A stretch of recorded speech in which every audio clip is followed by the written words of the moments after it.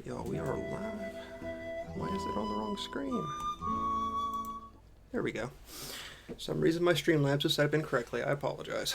So, hello everybody. Welcome to the first inaugural episode of Star Wars Exile. Before we just jump into the story, let's go around real quick, just let everybody know who you are.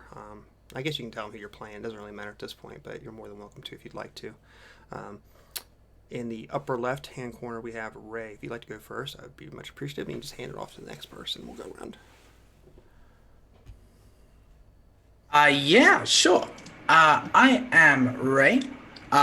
You can see me a little bit all over the shop. My Twitter link should be down there somewhere. I am playing Zel Kadar, a Keldor Jedi or ex-Jedi who lost his way with the Order and has split away and found himself in exile for a long time, trying to find the balance in the Force. Yeah, super excited. And that's all I've really got for now.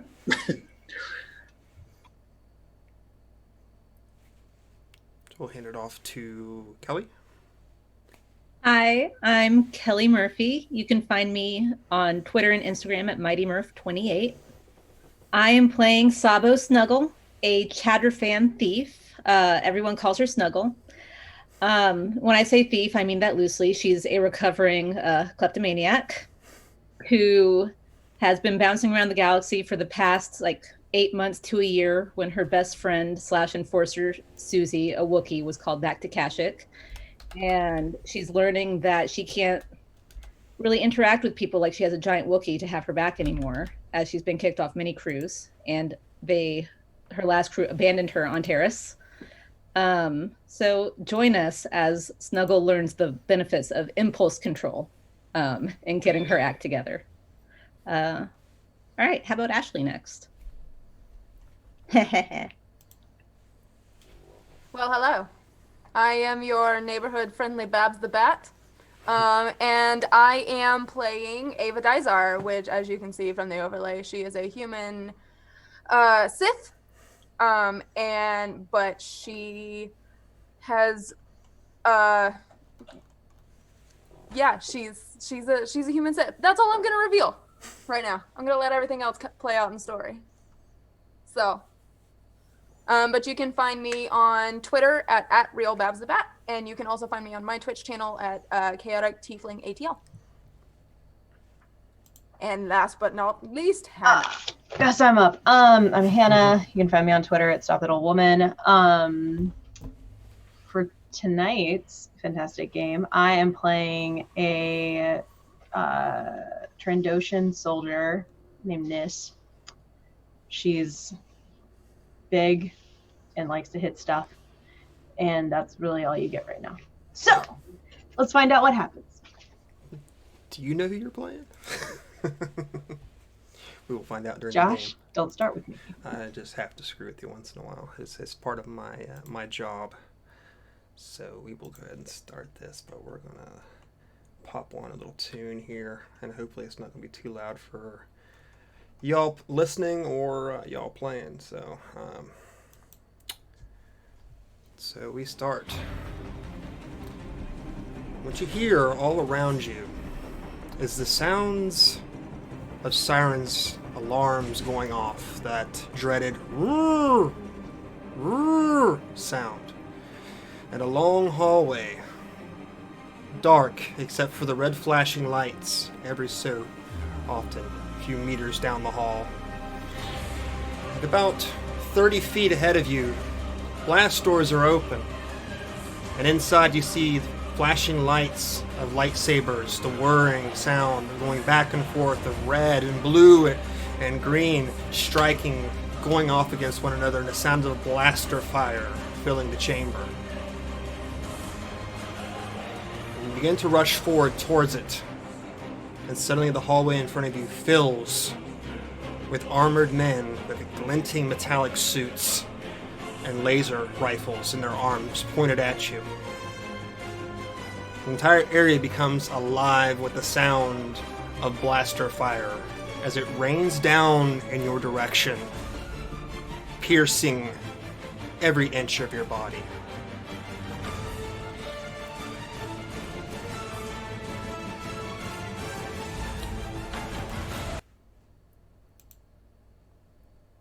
Zelkadar, you are shaken from a force vision. Your whole body's trembling, sweat dripping down every inch of your body. You'll always look down almost instinctively to your flesh to look for these blaster marks that aren't there. Something has shaken you from your meditations deep in the swamps just outside. On the planet of Taris, you can hear the insects in the night around you chirping away, and the leathery winged animals taking flight into the night, these hunters, predators looking for their night's meals. That cold breeze flowing over you,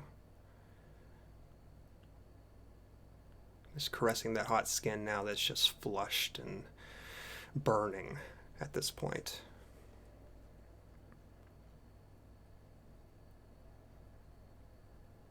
Unsure of what these visions are that are before you, but they're definitely strong, and you feel that they're definitely recent.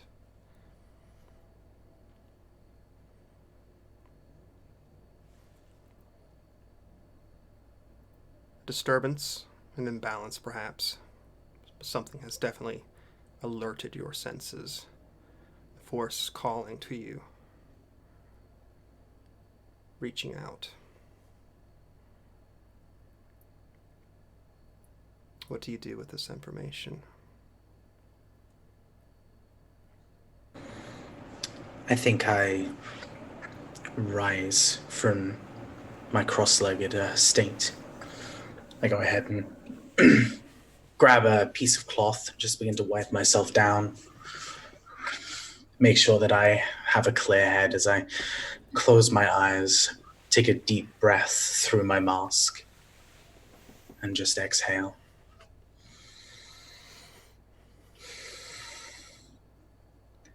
I have not missed that sound. I could go many, many lifetimes without hearing it again.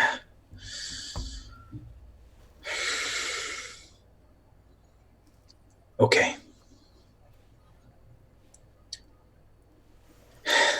It is time. I think I probably just run a hand across my face slowly and take a look around at my surroundings. All right. Time to find an answer.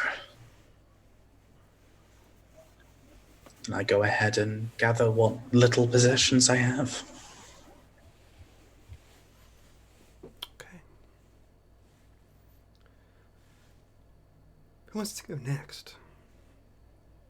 Anybody? Do I just pick a winner? I guess I'll go next.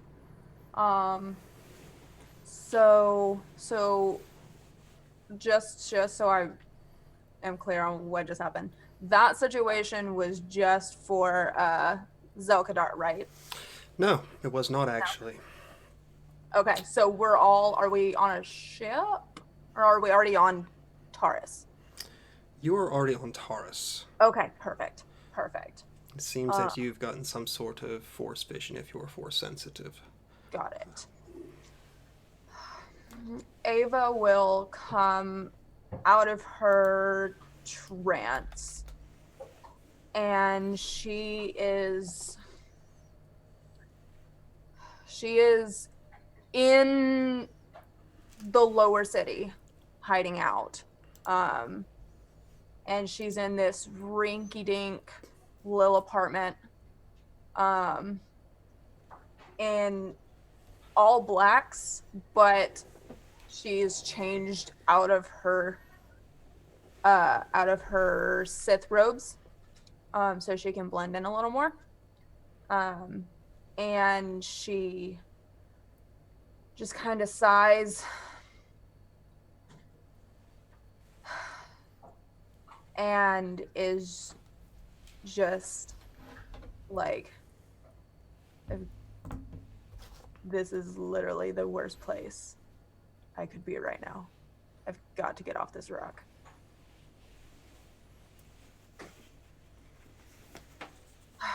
And she will grab her bag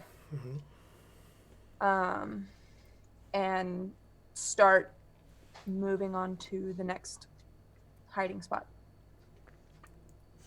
Where would you be currently? Currently she would stick to lower city unless something drove her upwards. So like in an abandoned area or like a or I won't say tavern, Yeah, but she would. like a She would be cantina or in some either spending her time in an abandoned apartment or hanging out in the cantina, as long as there's not too many Sith guards around. Gotcha. Okay.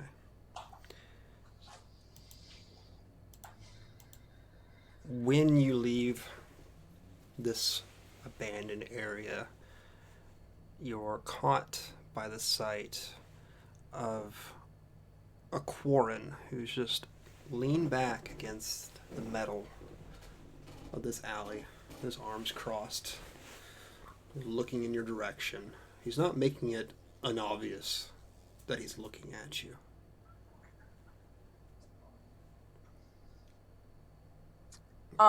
She will. Sorry. No, go ahead. Okay. Ava will step out of the apartment. She will lock eyes with the Quarren, and then she will go to move stealthily. Okay. Roll a stealth check if you need me Yes. to. Yeah, go ahead and do that for me. You said we could use physical dice, right? Can we do? Yeah, you can. Using my specific Sith dice from Level Up. Let's see. That is gonna be a 18. An 18.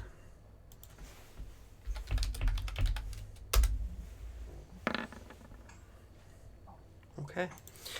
So it seems as if you have managed to find your way away from this Quarren, who, once you duck to the shadows, you notice immediately begins to look for you.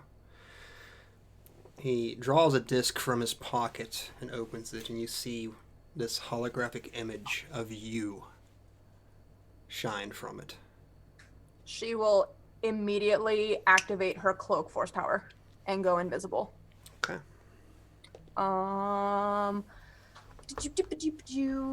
Let's see. So, oh, that's much better. So that's gonna be. I rolled. Let's see. Oh, hold on. Mm-hmm.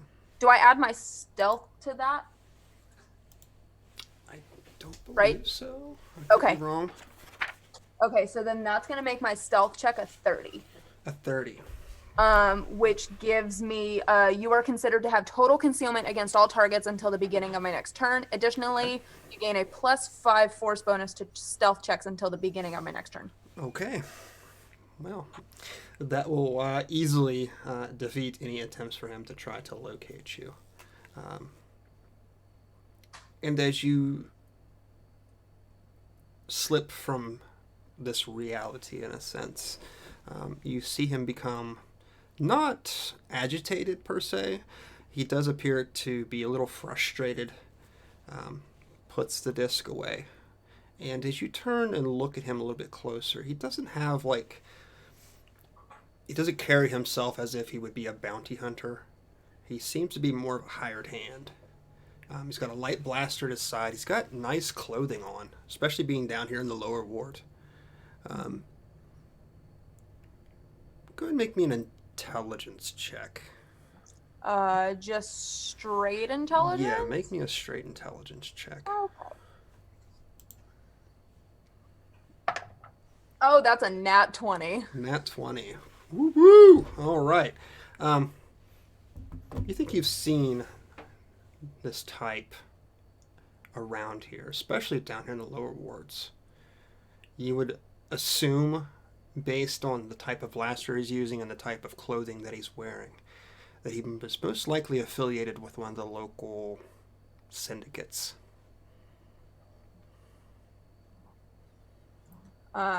Okay, so he's affiliated with one of the local syndicates. Not the Sith. Not the Sith, no. Not Okay. At least not to your understanding. He would not be associated with the Okay. Sith. I'm literally playing through the video game right now, and I cannot remember the name of these syndicates for the life of me.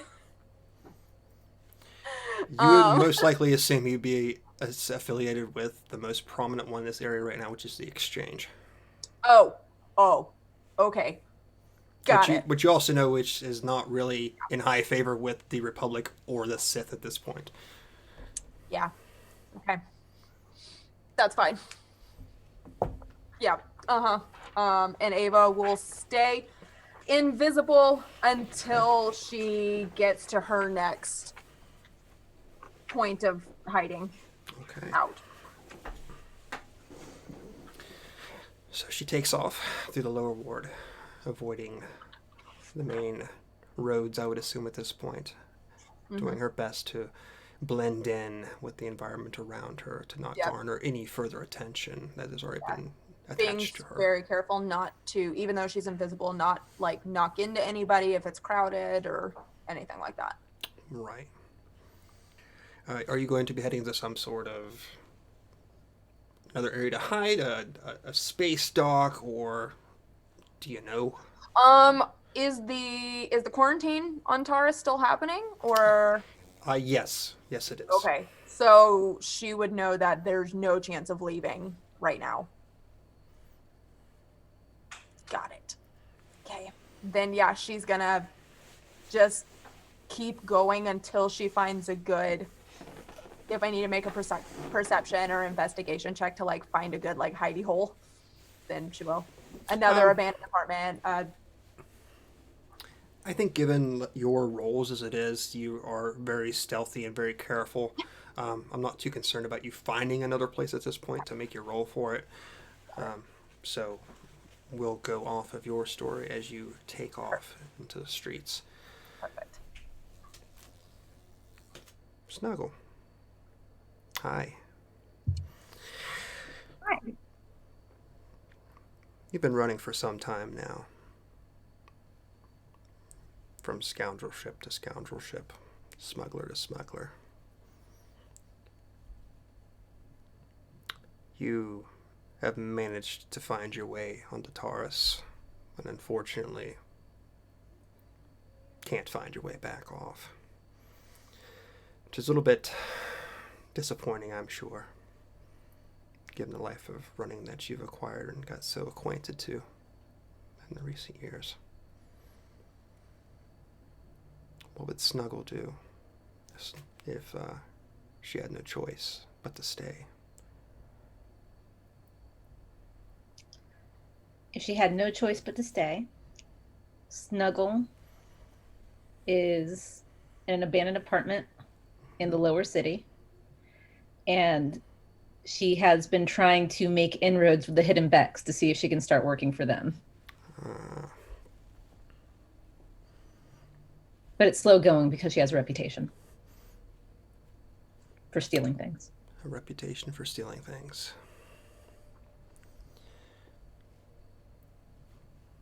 I think this would be a nice way to tie you into this. While you might not have made the contacts that you have most wanted to, you do seem to have garnered the eye of the Exchange itself. They're always looking for the best. You seem to have a reputation ahead of you.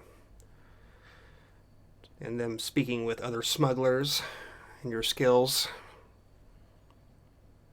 it would seem that they've drawn quite an interest in you. Question is, what is her interest in them, or is there interest from her in them?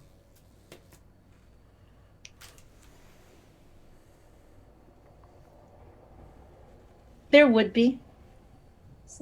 She's innocent enough to not really understand what the exchange is. And all she wants is another job in a way off of Taris. So she would definitely entertain an offer.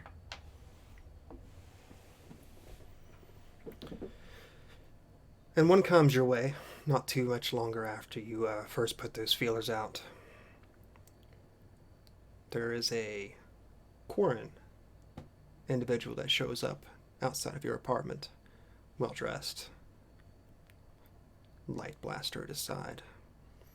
But surprisingly, he comes alone, even down here. And there's that wrapping outside of your old apartment on the metal. All right. Snuggle, who was laying down at the time, gets up out of bed. A little confused because, she doesn't really get many visitors, especially this hour. And she walks up and she opens the door, not really questioning it or concerned for her own safety. And she looks up. She's like, "Hi, how are you? Who are you? What do you want?" So this almost pale blue-eyed creature with these tentacles from its mouth leer down at you. Snuggle's eyes get really big. So you're the one asking for favors. I just want jobs. I'm really good at stealing, and I just need to get off this planet. They don't really like me, like the humans upstairs. They don't like me, and I just want to go. He gives you a long look over, as if trying to assess you to the best of his abilities.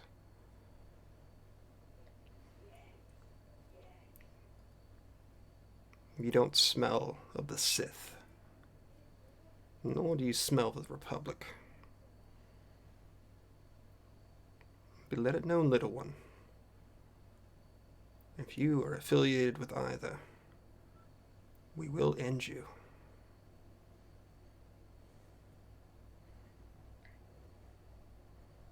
Snuggle kind of looks at him confused. Oh, end me? Like, you mean like kill me? The sound that comes from him could be equated to laughter. It's almost like swallowing water in gulps. It's very disturbing laughter. Yes, Snuggle looks disturbed. something like that. Okay, I don't really like the Sith. The Republic, I mean, they don't seem to really like me. They always try to arrest me, and I don't like that. So you don't have to worry about that. We're good. I'm good. Just gather your things and come. I'll be waiting outside your door. Okay. And Snuggle runs around her apartment and gathers her stuff. Little trinkets, shiny things that she likes to collect. Okay. But not as many as she used to have. She's getting better. And she meets him outside her door. Okay. And when you step outside, you can see that he is looking at a hollow disc in his hand. And you see a figure in it, one that you've never seen before. Seems to be human. Just seems to be staring at it for the time being. He sort of shuts it off. Follow. Who's that? Who's the lady you were looking at? Hopefully, our next recruit. Follow, he says, and begins to walk. And Snuggle does her best to keep up with him. Okay, so as this large Quarren is moving down this hallway, his feet tapping the steel, the tink sound as it hollows and echoes through the whole chamber. We see this Chandrafan doing her damnedest to keep up with him. Now to our Trandoshan friend. Life's been really hard since the Sith have taken over this planet. While you might be a member of the local forces here, you're not given much respect. Granted. If anything, you're more of a pawn to them, pushed into the deeper areas of the slums that are harder to pull out people from, the more dangerous areas. Many of your fellow military people have either abandoned their post, gone to work for more or less reputable people, or joined a side. What is your side? A screaming child, apparently.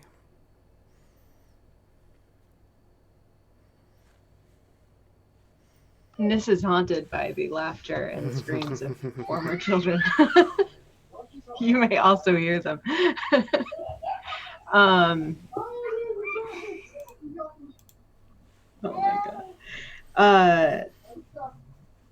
Nis has taken to this weird predicament she has found herself in, as far as being pushed into these dangerous encounters. She has gotten to know many of the runners and the lowlives that are so frequently sought after, and has formed relationships with them, assisting them as they need and calling upon them as she needs. And it's actually not as terrible as it could be. She certainly made the best of the situation.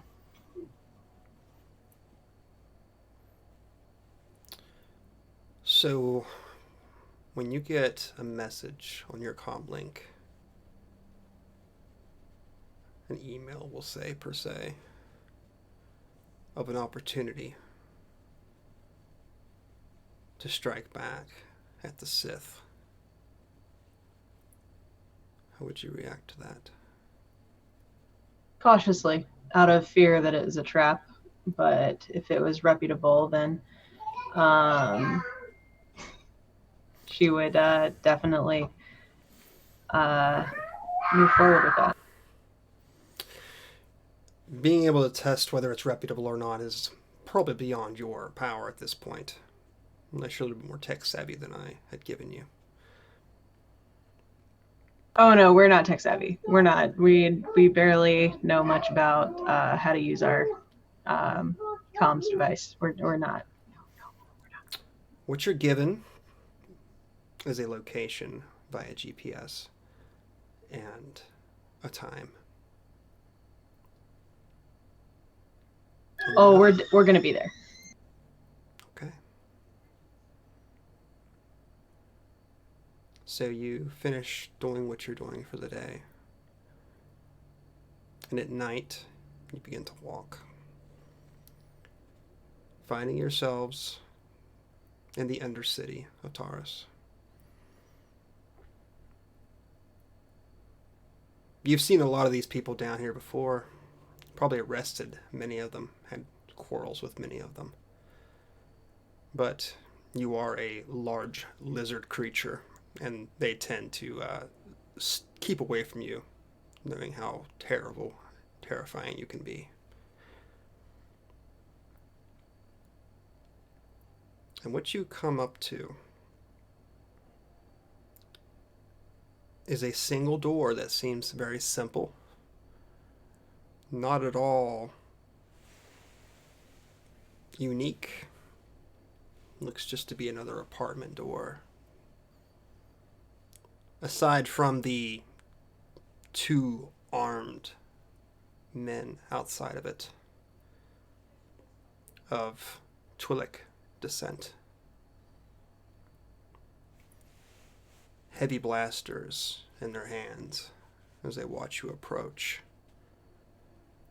And as you're drawing closer to it, you also see a Quarren and a Chandra fan not too far from there walking in the direction at the same time.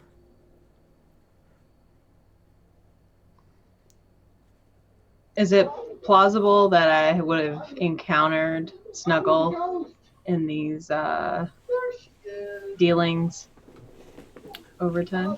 that I may recognize, I even socially?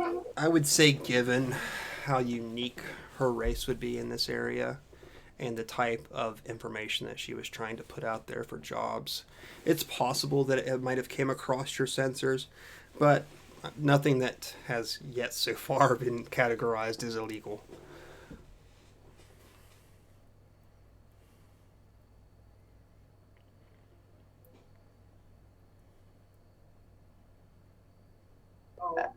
Nis is just gonna approach the door, and she wasn't given a password or anything, though, right? No. What's up, boys? How's it going? They look to each other, and you can already see the visible stress on their face, realizing who you are. Everybody who knows about Nis down here, even if they're just a bunch of hired doormen. You can see them as their gums suck back against their pointed teeth. They look to each other nervously and step away from the door in either direction. And Snuggle, you see this before you as well. This large Trandoshan. And I would assume you're probably wearing some sort of military regalia. Maybe you weren't because you were going to some unknown location. I don't want to assume, but...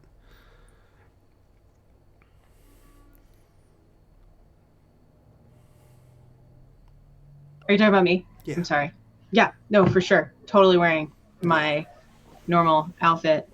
But as the guards separate from the door, I'll kind of like pat one of them on the shoulder, be like, "Boy, good job," and then like push my way through. Okay.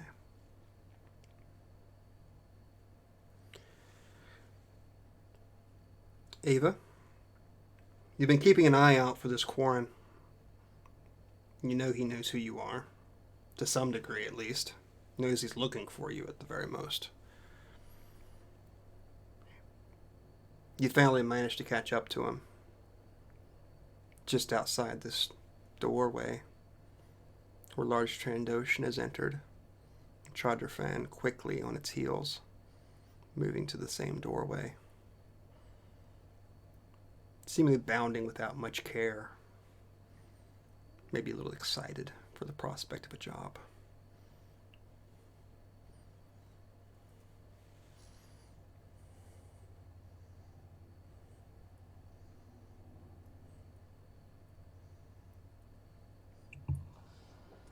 I will. Are they entering some sort of like base? Or is it more of just like a standard? You would assume that it's most likely some sort of front.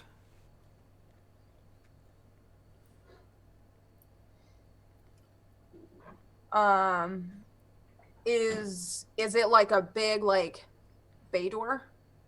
Like No, it's really essentially like an apartment door. It's not Okay. that large. Yeah. Okay. Is there a way for me to sneak in behind him before the door closes? Essentially, there would be. Okay.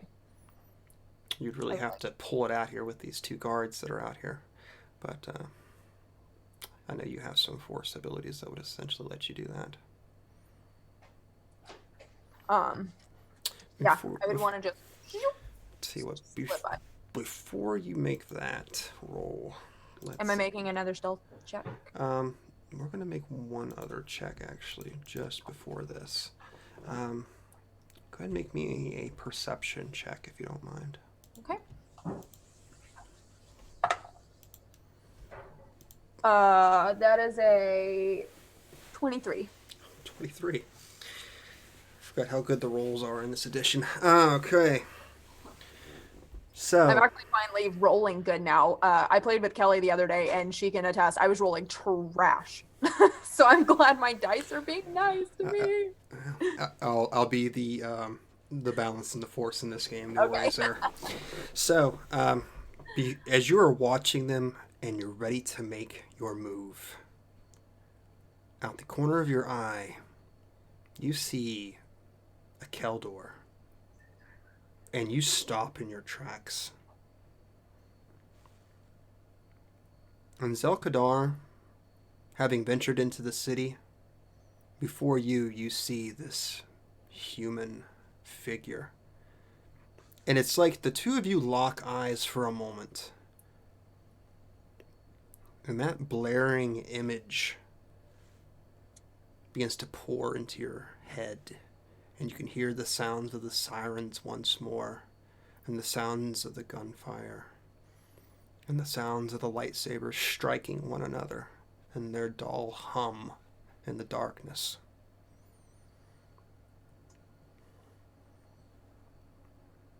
And you begin to recognize each other from the same Force visions that you had. Wait, can he see me? You can.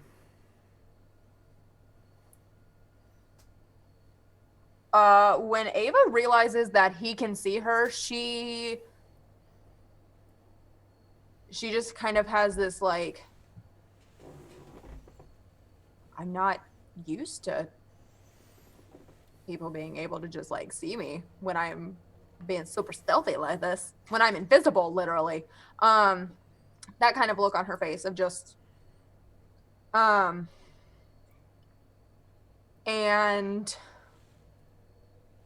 she will just hold a finger to her lips to just kind of like, cool, we locked eyes. I acknowledge that you can see me and that I kind of know who you are because we both had this weird vision, but I'm doing a thing, is what I'm trying to convey. I think on that, Zell's head kind of tilts ever so slightly, and it's kind of hard to read our facial expressions with the the specialized glasses and the mask, but it's definitely a little bit of confusion. But I kind of go ahead and wave it off a little bit, and I would like to use the Force. I would Ooh. also like to make a force check, if that's okay, just to kind of see what his deal is. Okay. Yeah, I basically want to use my senses to see who this individual is. Whether they are Force sensitive, whether anyone else in the area is Force sensitive, all of that kind of dealio. And what side they claim. Oh, sorry. I'll let you go ahead and finish yours first. It's okay. I need to find the modifier. 17. 17. I think she has a chance to rebuke it, if I'm not mistaken. I'm not going to rebuke it because I'm doing the exact same thing to him. Okay.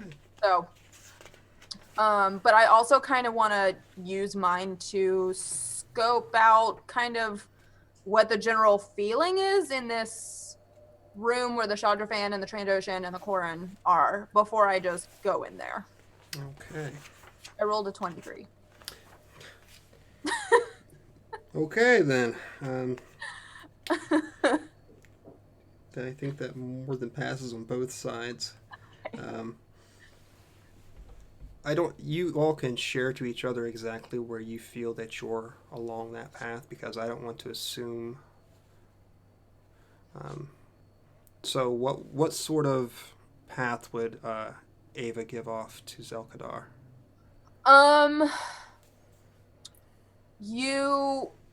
You can, I don't know, what was your force check? I don't think I heard you say. 17. Okay. Ava, Ava is definitely still riding the dark side. But you can't sense any sort of alignment with an order. But she is very purely dark side. Yeah. And you can tell that she's just like super like socially anxious, especially because you spotted her. Okay. Okay. And what would you say vice versa would be? So you get the vibe from Zell that he is rather in tune with the Force. He spends a lot of time trying to find himself almost in the Force. So there's quite a bit of kind of calm, internalized gestures. He seems to be connected to both the light side and the dark side, though they don't seem to be arguing with each other necessarily. There doesn't appear to be any kind of corruption. It's a strange equilibrium. Purely neutral, probably. Fairly neutral. Kind of, yeah. It's kind of a... He's been away for a long time, so I think at the moment he's probably just getting used to people and cities again. That's probably part of it as well. When she senses that you are in a very like universal kind of neutral position with the Force, you will actually sense a little bit of intrigue from her. But she quickly dismisses it because she's trying to focus on maintaining her cloak and getting into this room. And I will say that both of you, reaching out, you feel that there is most likely, maybe not a Force user, but somebody who's got some attachment to the Force itself within the structure that Ava is standing in front of right now.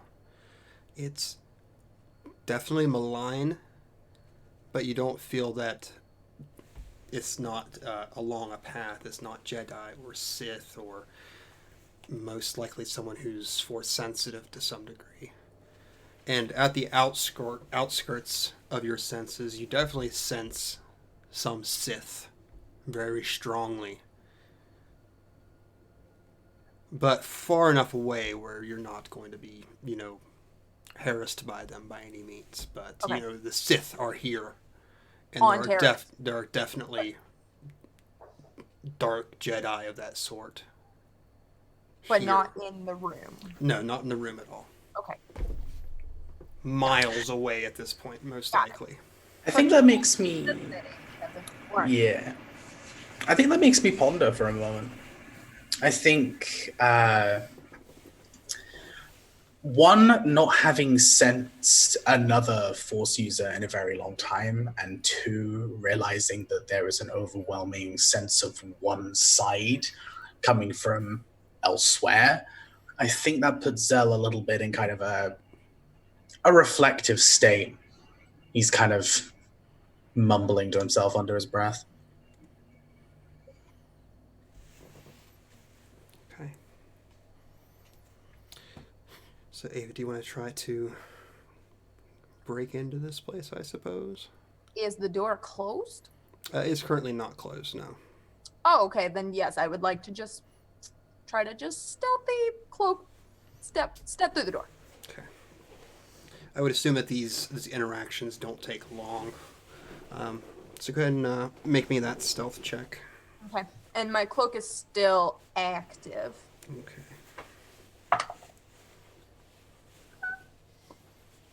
A 24. Okay. Oh, yeah. Which basically I'm still. That's with the plus 5. Well, I'm actually, assuming. sorry, that's a 29. Yeah, I was gonna say it's pretty high. 29. Yeah, they seem to be oblivious to your actions. Cool. And Zelkadar, you watch. Well, actually, whatever, wouldn't watch her per se if she's under this sort of Force invisibility, but it's seeming as if she is there and then not there.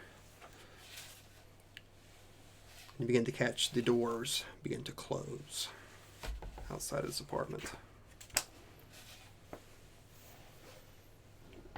But the Quarren is stepping back out with them.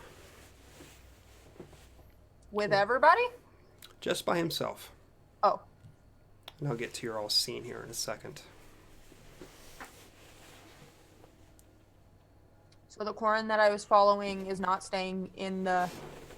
Appears that he has dropped off his visitor and has begun to step back out again. What do you want to do about that? Oh, well, if he's stepping back out, then she won't try to slip in. Okay. Because it's him specifically that she's following. Okay. And with Zelkadar, I assume just standing in the hallway or wherever we are, just outside the door. Ava will actually pull her blaster. She will drop her, she will walk as close to the Quarren as she can. And she will drop her cloak and go and kind of rush him up against a wall. Okay. And as she's doing that, she will say, "Why are you following me? What do you want?"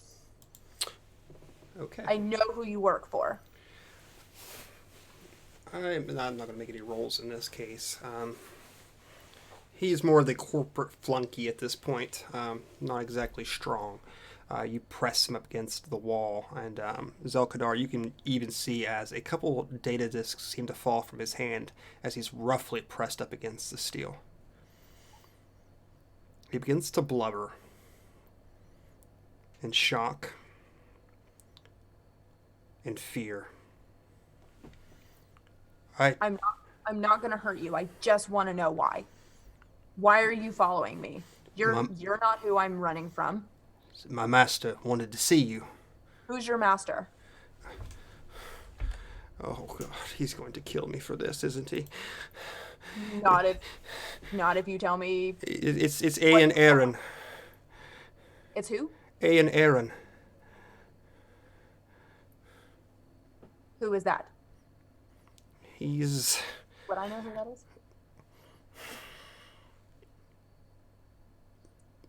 Gosh, how long have you been here for?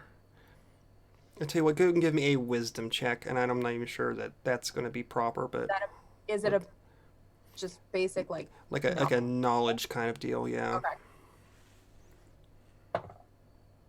That's a 9. A 9. The name sounds familiar. That's okay. About as much as you can get from it. You know that it has to be a name of some renowned. You're just not quite sure that if it was for good or bad. Yeah. Does Zelkadar have any sort of reaction to what's going on before him? I think he just watches. Okay. I think he's just curious to see. Right now, he wants to see how it plays out. Okay. And be able to get a read on both individuals. Okay. Just tell me why your boss has you following me. What do you want? He wanted to extend an offer, a job. A job? He quickly nods. Don't you work for the exchange? What does the exchange want with me?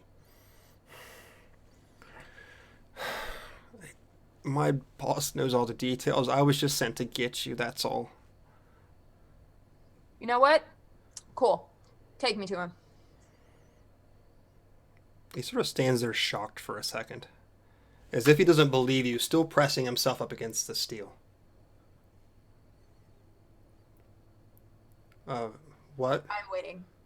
Let's go. He slowly turns, and as if trying to swallow some sort of dignity, begins to straighten his clothes out a little bit. Yes, of course. And leans down to grab up the 2 discs that he dropped. And presses them inside of his coat. And then you see him lock eyes with the Keldor across the way. Do you know him? Not really. Do you? May I? Sure. But if your boss told you who I am, then you know what I can do. So don't pull anything stupid. He slowly, gingerly pulls out one of the data discs again and holds it in front of you. And presses the button. And you see the 3D image of the Keldor spinning slowly in place.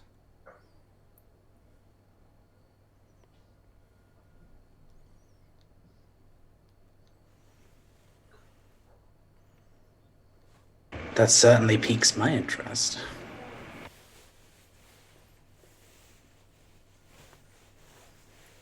Kel goes ahead and looks at the disc. I'm actually going to go ahead and tug it out of his hand. Okay. I'm going to go ahead and just kind of flick my wrist and attempt to just force manipulate this little object towards me. Okay. Catch it in my hand. Okay. I won't make you roll for that one. He's already pretty terrified at this point, so you just sort of watches in horror as this thing flies from his hand into yours.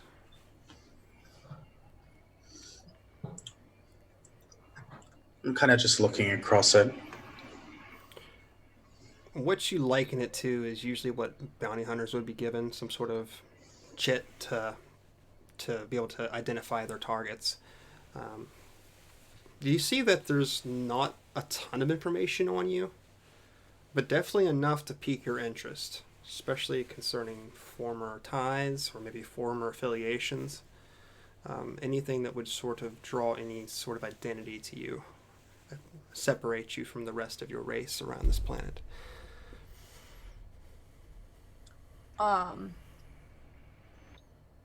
Since he's looking at his, and this dude's pretty freaked out, I hold out my hand and I say, "Give me mine." He slowly does so, reaching in, depositing the disc in your hand. I click it on. What do they know about me? What do they know about you? You see ties to former Sith organizations in a particular temple that I won't discuss openly. Okay. But it does say former? It does. This is some pretty fresh information you have. It's the exchange. They know everything. They want to know anything. They will find out. But the Sith are looking for you. Oh, I'm aware of that. That's what happens when you bail. And we're going to offer you a way off here. If you just come with us. Well, I've already offered to follow you. I'm just waiting for you to take me there. And I will, when I'm done reading the information, I will kind of toss it in the air like you do when you're about to like hit a baseball by yourself, and I will pull my lightsaber and I will cut it in half so that it does not work anymore. So there is a flash of crimson light and that dull sound as it erupts into existence in a glow and hum. Zelkadar, you watch as this red flash of this lightsaber slices into this thing effortlessly. The Corant jumps back in horror, stumbling to the ground. One of my eyes is definitely locked on this fiasco as I'm still pretending to just read the data chip. I'm really studying it, and then all of a sudden you just hear, that's the difference. I throw it on where he's collapsed. I've had the haircut. I go ahead and We'll kind of just look at you. Just kind of. And then we'll just be like, I believe our friend here has a job for us. I will look Hey. at the door, and I will gesture towards the door. Yeah, and he just begins to crawl towards it as quick as he can, Oh stumbling my to get to his God, feet. up. And you can see a We're wet not trail actually behind him as he rushes. Have some dignity. We're not gonna attack you unless you do something stupid. He presses the button on the side of the door and it flashes open. Is he still crawling? He finally gets up to his feet Okay. just beforehand to slam the button. Very embarrassed and very scared. Yeah. And inside, what we see is pretty nondescript. The apartment itself is barely furnished. There's just one other door on the far side of the room, and you see at least 6 other figures inside, counting the Chandrafan and the Transdoshan, and it seems to be 4 other workers.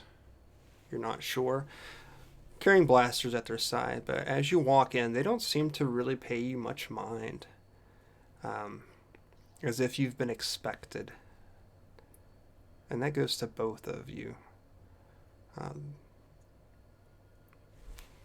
Zelkadar. I always want to say Keldor, but that's your race. Blah, blah, blah.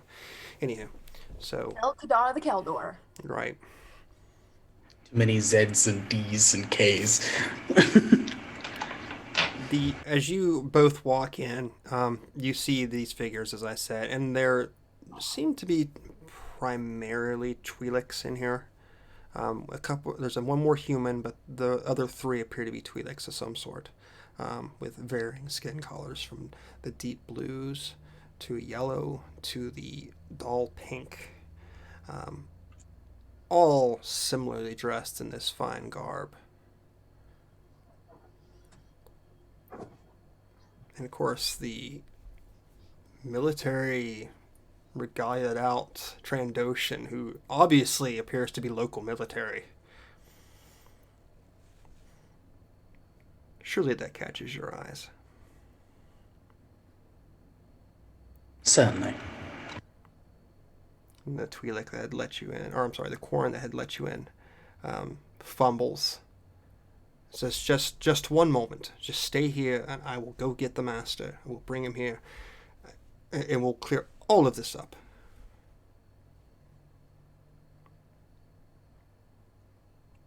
Great. Thank you. It's been a long, long time since I've heard someone call someone master. He grins nervously and rushes across the room. You can hear his footsteps trail across the room, and the door shuts behind him fiercely. The other Twi'leks look to you, sort of, and exit out behind him, leaving just the 4 of you here.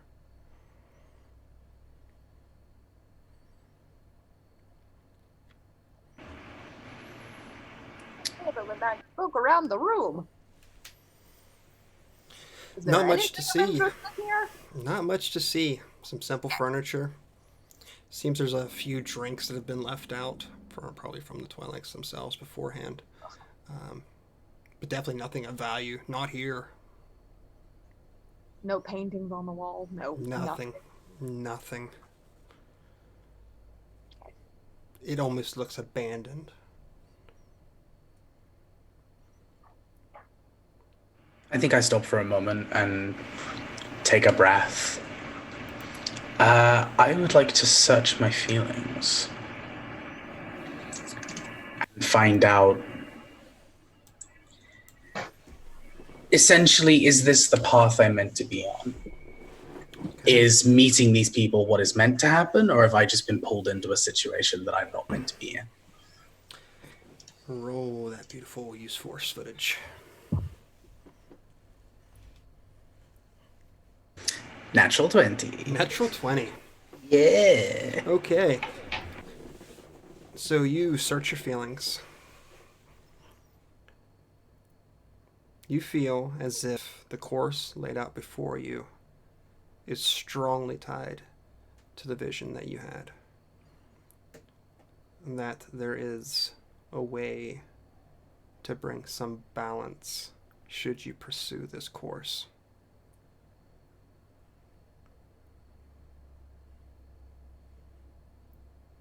Okay. I go ahead and turn to... is it Ava?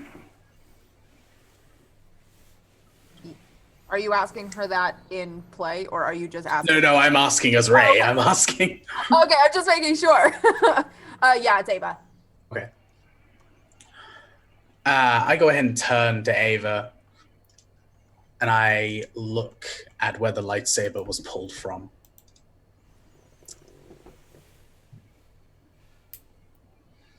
A little bit rash, don't you think?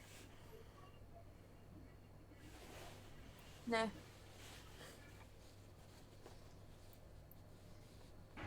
Sometimes all right. you gotta be a little dramatic. It's fine and understandable, but your grip was sloppy. And he turns and just looks towards the other two. Sorry, I've been on the run. I don't have time to make sure my lightsaber form is perfect.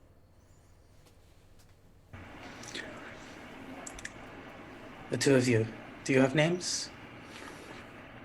You're new? Here for the same reason we are? I don't know. Is that reason to learn manners? Because that was really rude. What the hell is your problem, dude? Fate doesn't care about manners. Fate cares about results. No, he's just got his stoic Jedi attitude about him, and so, it's to be expected. I am no Jedi. Neither am I. Obviously. Snuggles kind of just taking in this conversation and like the conflict and passive aggression and aggression going on around her, and she's just like, passive aggression. and she's just like looking. She's like, "Hi, I'm Snuggle. I guess you were rude, but I can be rude too. That's okay." She feels bad that they're being kind of mean to you. Snuggle. How are you dressed? Like, what are you dressed in? Like, So Zell has quite a long and quite tattered kind of sandy robe that covers the majority of his body. He very clearly has a small belt underneath, and he is currently carrying what appears to be a quiver and a bow on his back that appears to have been made from just something in the wildlife, essentially. It's covered partially by the robe, but it's still definitely visible. And he doesn't pull the hood up. He keeps it down and lets his features flow there. Probably middle-aged for someone of his race. And yeah, he obviously has the usual Keldor eye covers and mask as well. you look like a Jedi, but you say you're not a Jedi. Yes. Why are you not a Jedi? That has a point.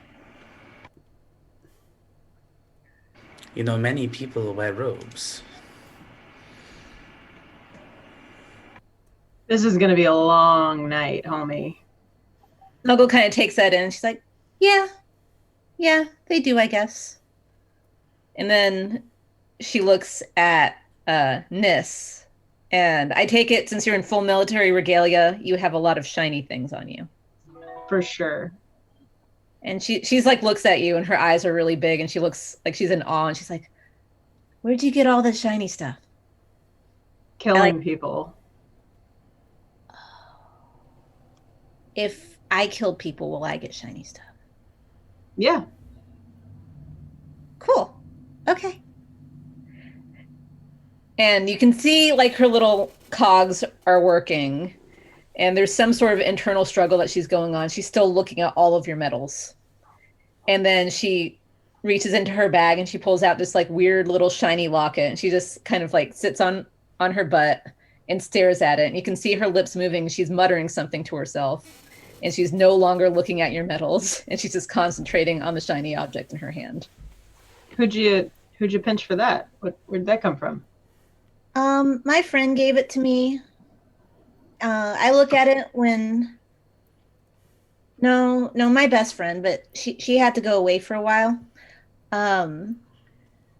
When I feel the urge to take things, which I've been told is very bad, without asking, I look at it and I try not to take other people's shiny things because I have a shiny thing already. Sometimes it works, sometimes it doesn't. That's very conscientious of you. However, if you take a job in which your goal is to kill someone, usually they will give you money or shiny things in exchange for that kill. So you in fact have an entire business model built around your fascination with procuring shiny things. I think you should lean into that, as they say on the surface. I'm trying, but you seem to be good at it. Maybe you can help me. But it looks like we're going to be on a job together, so you will. Okay, cool. Does anyone here know why we're here? Snuggle just shakes her head. You two seem to, probably not you, but you, pointing at Ava, you seem to probably be the one who scared the crap out of that kid that just ran in here. So what's the deal? Oh yeah, that was me. He was following me, and I wanted to know why. Justified. What, did he tell you anything? He said that his boss has a job. And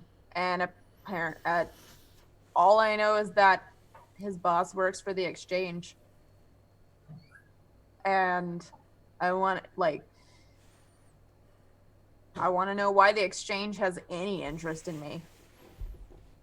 All right. So we're theoretically waiting on this individual to come back. Yeah, with his boss. Let's go. Head to the door that they just exited out of. Okay. You pounding on it? You trying to open it? What are you doing? Is it locked? Currently, yes. Oh, I can change that. Sure. Just break down the door. Okay. What kind of roll do you want from me? Go ahead and make me an attack roll with your strength.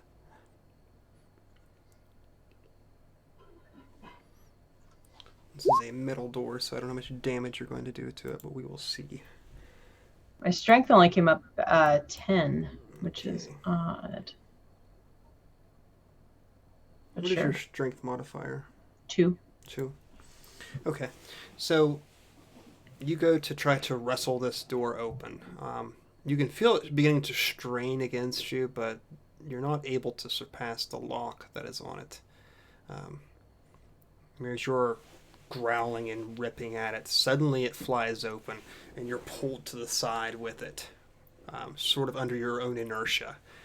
And what you see looming before you is a stark, white-furred Wookiee with pink eyes staring down at you. And you just hear it scream at you to back off. Do I recognize this Wookiee? No clue.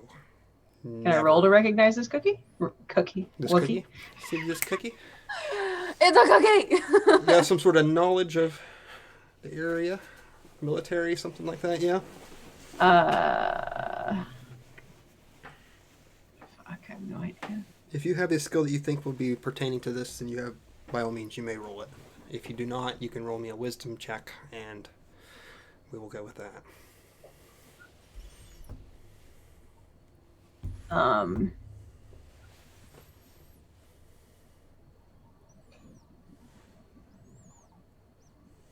Oh, I rolled a 12.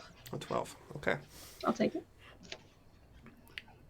You don't know the creature's name, but you've heard only really stories about it. This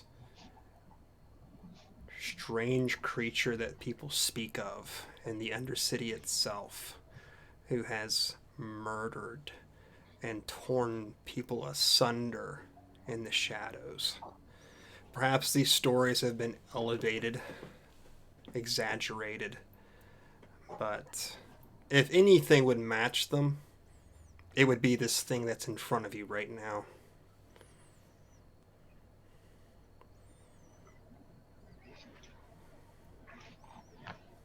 Hey there, friend.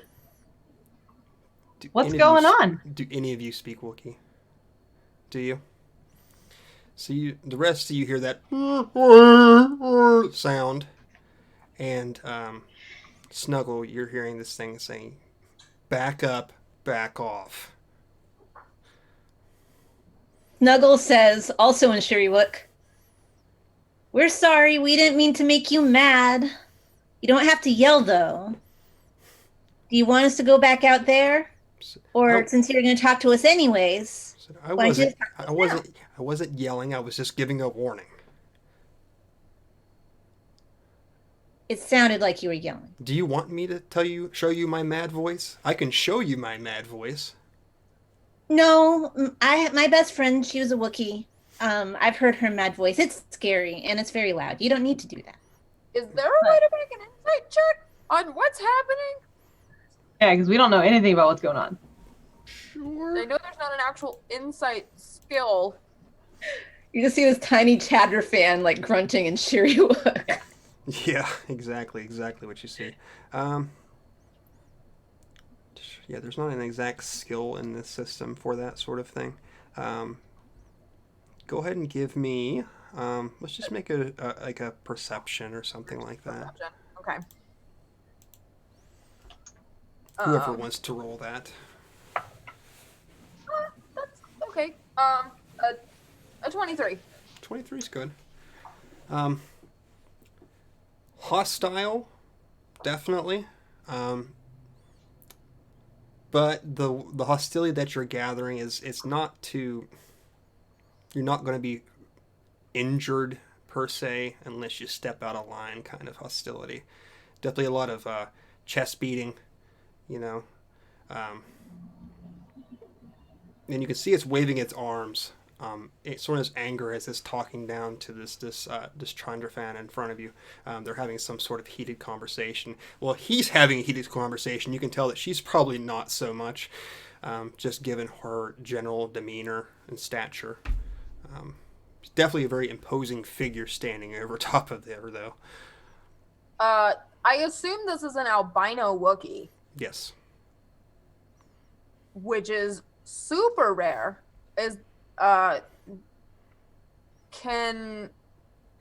Because where I'm from, I would assume that we would kind of know who's around. Would there be a way to make like a galactic lore check or something to see if I recognize who this albino Wookiee is? Sure. Go ahead and try it. Yeah. Give me a good reason. I'll let you make any check. Okay. 21. 21. Your knowledge of... I'll give you a name here. Of Tafar is his name. Okay. And you know that he's been a strong arm associated with the exchange for some time. Okay. So, but this is not the guy that the Quarren said he was going to go get as his boss. No. Okay.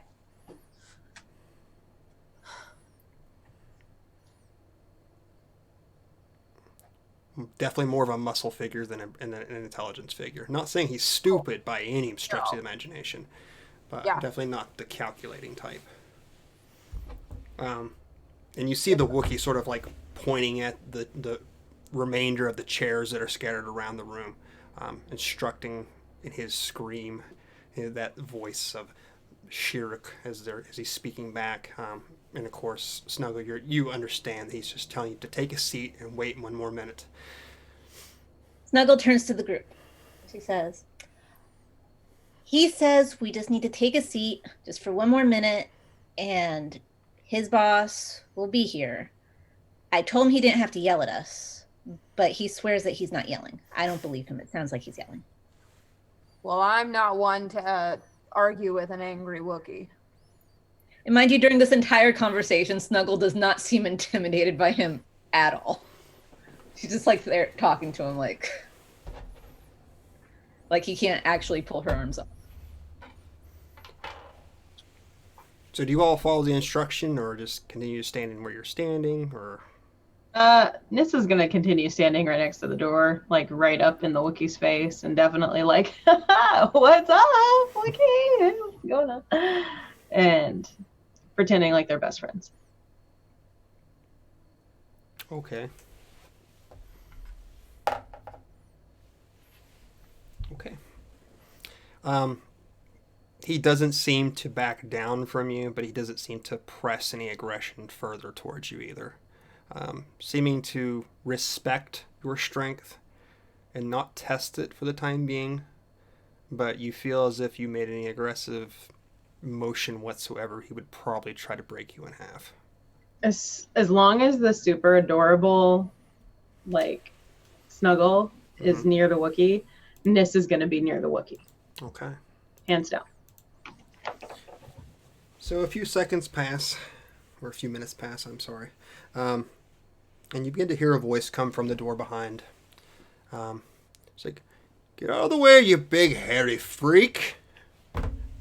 And you hear the Wookiee sort of growl and press himself to the other side of the door as you see a human figure walk in. Completely shaved head.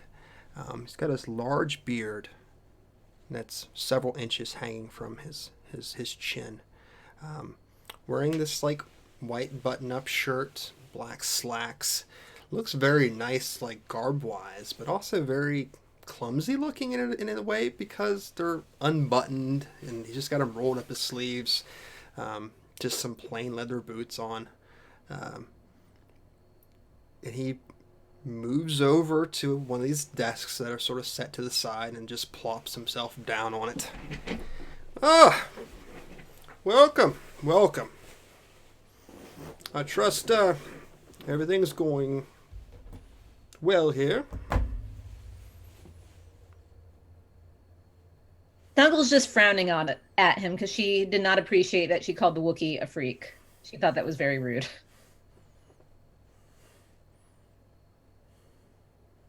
Sure, yeah. Everything's fine. "So did you offer them anything to drink?" The Wookiee just sort of like bows its head and just starts shaking it. He's a fucking useless carpet. That's not Went very for that. nice. That's not very nice. No, he did offer us something to drink. It's fine. You don't need to get mad at him.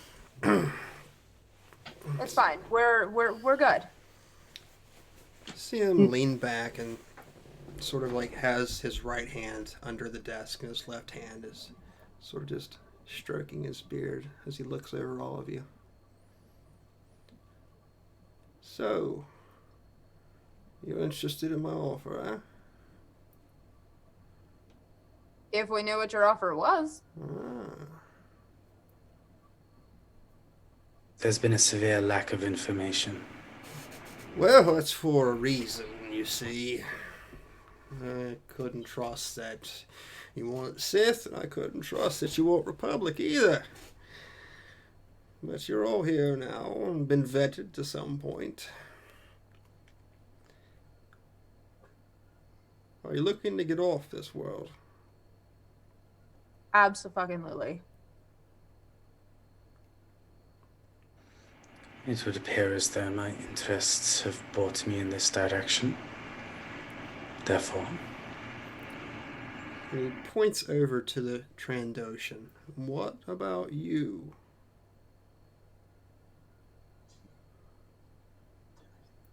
I'm listening. I know the little creature is more than happy to get off here. And it's also why I kept the room a little vacant, because I know that you have certain qualities. He just kind of looks at you innocently and makes that kind of. Sort of smiles at you, and it's not like a pleasing smile. It's almost...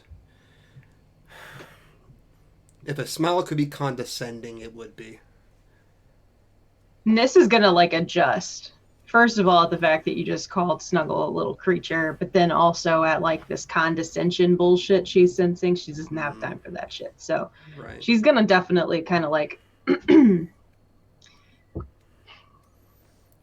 You see the Wookiee before you, Nis, sort of snorts, like looking you up and down, and then finally turns on its heel and walks over to the desk and stands next to the man who's seated.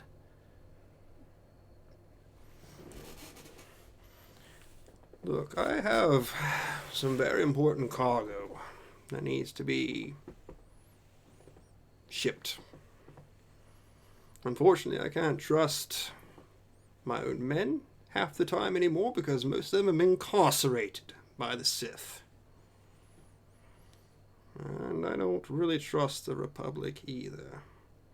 But I also have a very special client who's in very desperate need for something.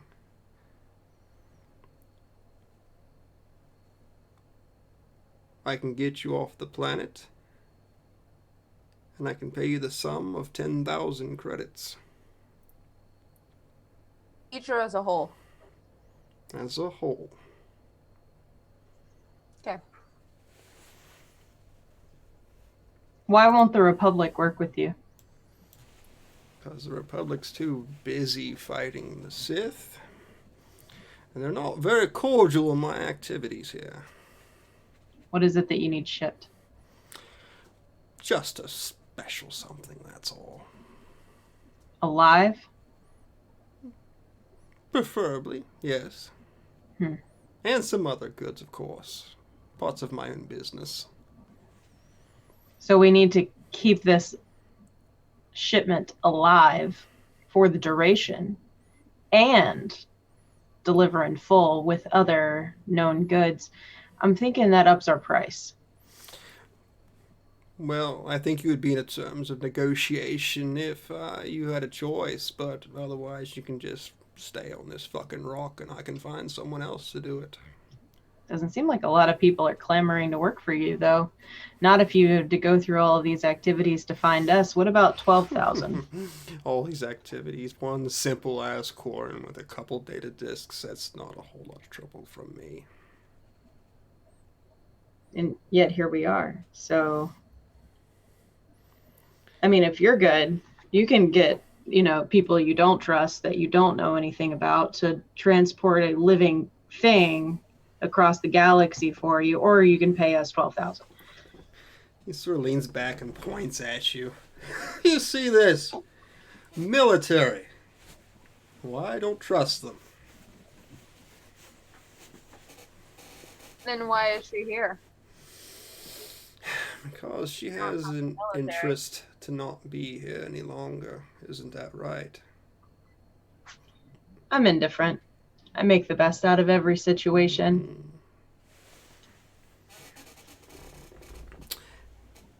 And I'll be honest with you. My client has suggested you.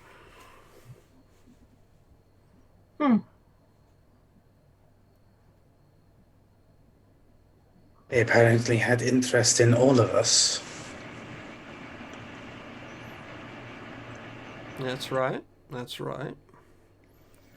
Of course, it's up to you all. Can't force you to do something unless, you make me have to do it, then I really don't want to go down that route. It's a lot easier when you comply. And I'm going to go ahead and take just a small step forward. I have been away for a very, very long time. And many people have probably forgotten that I've even existed, considering the situation, I think some transparency would be nice. And I'm going to spend a force point Okay. to Jedi mind trick. Okay. I use the force to alter a target's perceptions or plant a suggestion. Hmm.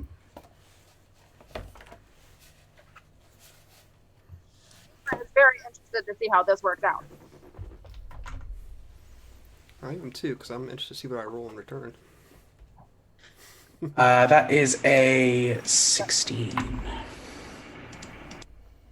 Okay.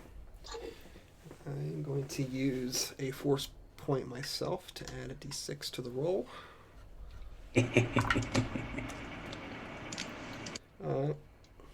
So you wave your hand and try to implant your suggestion. And you see him lean forward. Yeah, there's a lot of stuff out there in that swamp. Rock, mud, decay and shit.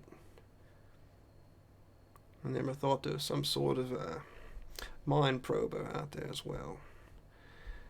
I'm used to your ways, Master Jedi.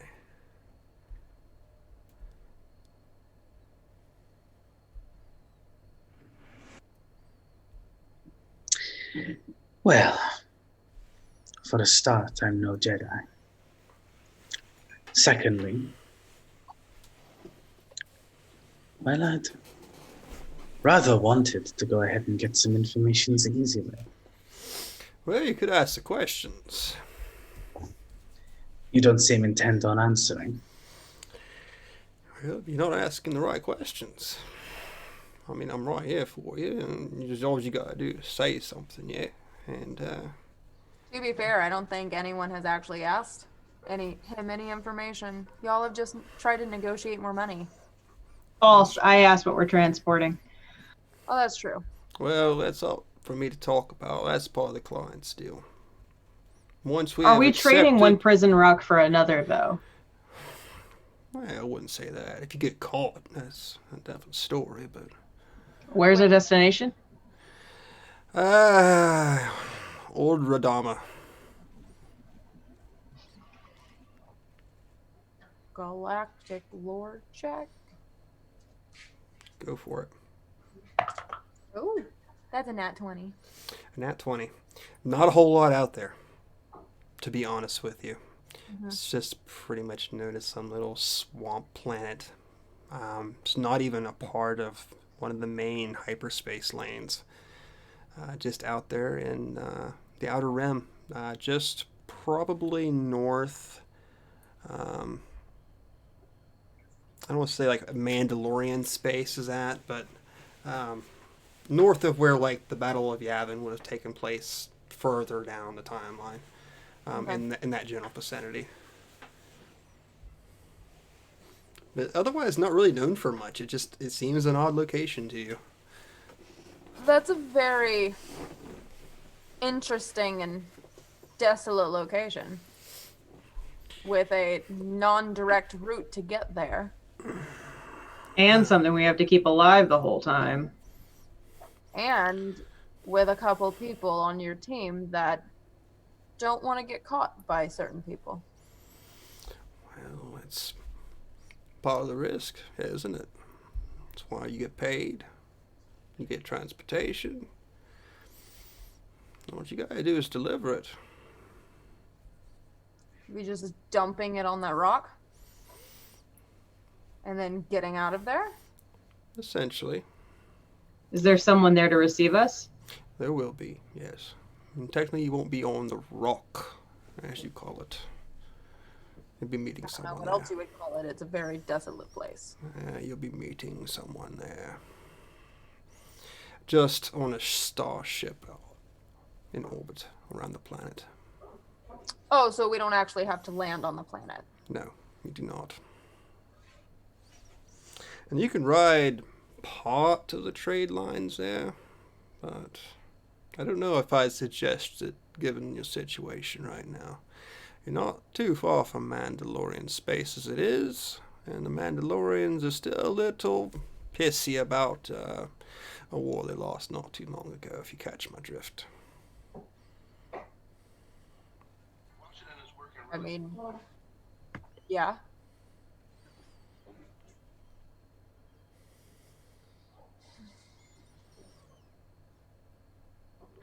Is I don't have any issues with the Mandalorians. is your fuzzy friend over there able to come with us? That thing right there. He sort of waves his finger at the Wookiee. He's a Wookiee. He's not a thing. That thing will escort you there. He will fly the vessel. Slumber party, slumber party. Okay, awesome. All right, so we have negotiated 12,000 credits. We are going to take your asset of some sort and haul it across the galaxy. We're going to deposit it on a spaceship, and then we are free to go. Is that right? And then your homie here is going to return your spacecraft to you, and then we're free and clear. Is that basically it? Essentially. I hadn't agreed on 12,000 credits exactly, but... Small detail. So after we drop off the package, we can go somewhere else, and the rest of us can get dropped off, and then your Wookiee will bring your ship back to you, or whatever pilot you provide us with. It'll be driving you wherever you need to go after the exchange. I think that's worth a couple thousand credits by itself, yeah?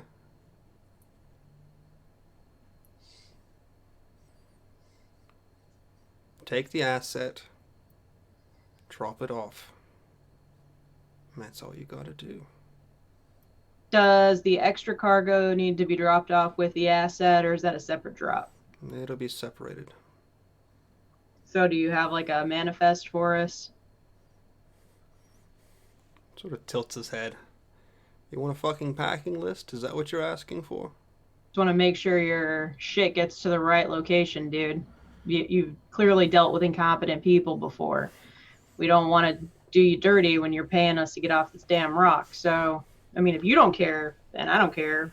We can just drop it wherever. But, you know, figured I'd try to do right by you.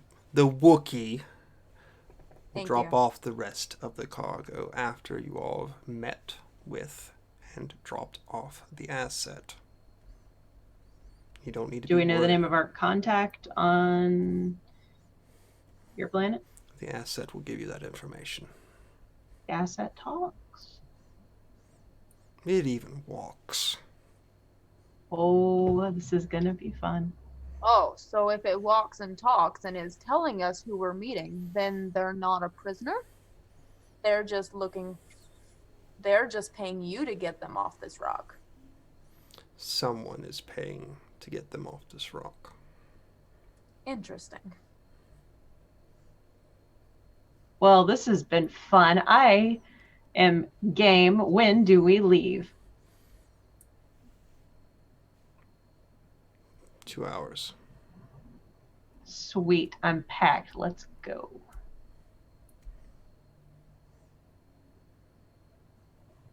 Same. Anyone have any reservations? Anything else? No, I just want to get off this planet. Sweet. This Sith quarantine is very inconvenient. For multiple reasons. Well, we'll get you past the quarantine. Speaking of that, do you have papers? Do you have a code or anything to get us past the Sith fleet keeping us on this planet? It was already be taken care of. And what if it goes wrong? Then you all perish horrible fiery death. What do you want me to say?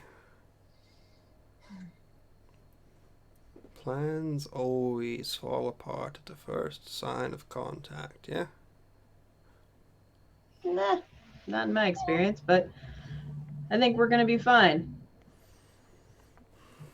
Especially now that we've got Buster over here coming with us. Super excited about Buster. Let's just say our client has more than enough credits to make sure that what needs to happen is going to happen.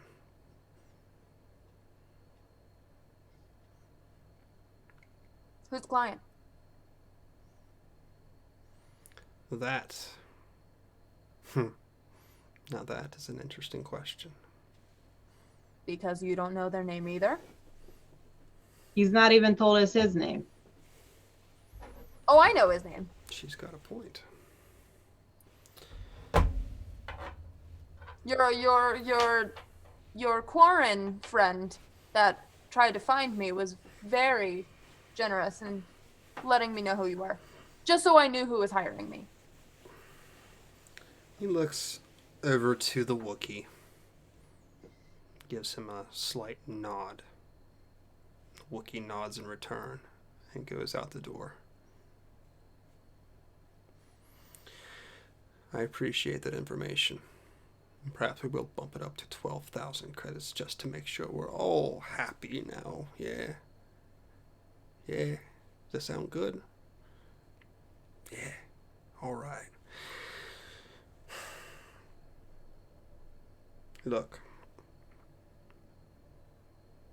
Someone very important needs to get off this rock. All right? And normally I wouldn't ally myself with such a thing, but they're not the Republic and they're not the Sith. The Jedi Council has asked for this to happen.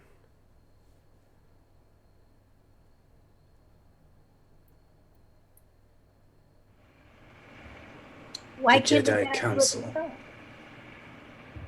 Clearly, because they don't want to be associated with it. Oh, this is delightful. I cannot wait to journal about this later. Desperate times, eh? I think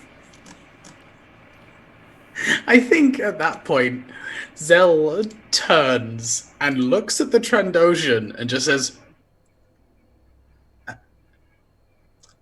"There's something amusing about the thought of a Trandoshan with a diary. Interesting." Kind of softly chuckles to himself. I'm glad you're excited. Not to be excited about. This is full of intrigue and mystery, and Christ, who else is going to be involved? We're going to end up with some holographic Darth Lord in front of us in no time. This is going to be fun. Snuggle's very much feeding off of your energy, and she's like, yeah, I like fun. This is great. It's great.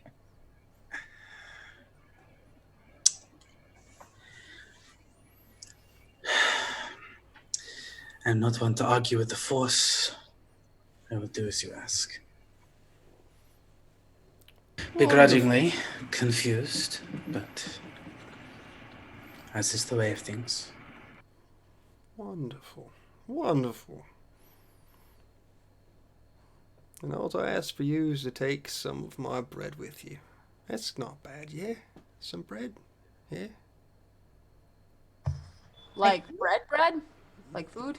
Yeah, you want to try Or some? rations. You want to try some? No. I'll make the white kind and I make the brown kind. No. But I think your Wookiee looks hungry. Buster over there, he looks like he needs a treat. Buster Oh wait, ain't Buster's not in the here room. anymore. Yeah, Damn. he's not here. Why are the Jedi Council involved? My understanding, the Sith have begun to hunt them down. And they are spread too far and too thin, yeah? And we're not exactly fans of the Sith either. Unfortunately, circumstances have sort of put us in the same bed, yeah? Look, I don't much understand it either, but they're very desperate. They want this asset off of this planet.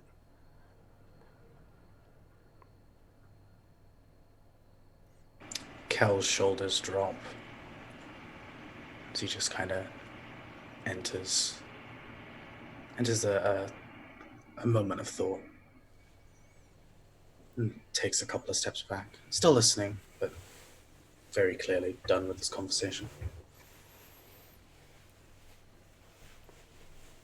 Alright, there's going to be a 578R space transport waiting on you on Dock 84. Just go there in a couple hours' time, and you'll see the big fucking carpet there, okay? He's going to let you on, and he's going to get you out of here. You understand? Great. Can't Snuggle wait. pipes up and she says, I like brown bread. Can I have some brown bread? Come on over here. He lifts his hand that's been under the right hand side of the desk for almost the entire time and slides a drawer out. He puts a glass on the table and uncorks a bottle of some brown liquid and pours it in. There you go. That's not bread. That's not bread. I can't have that.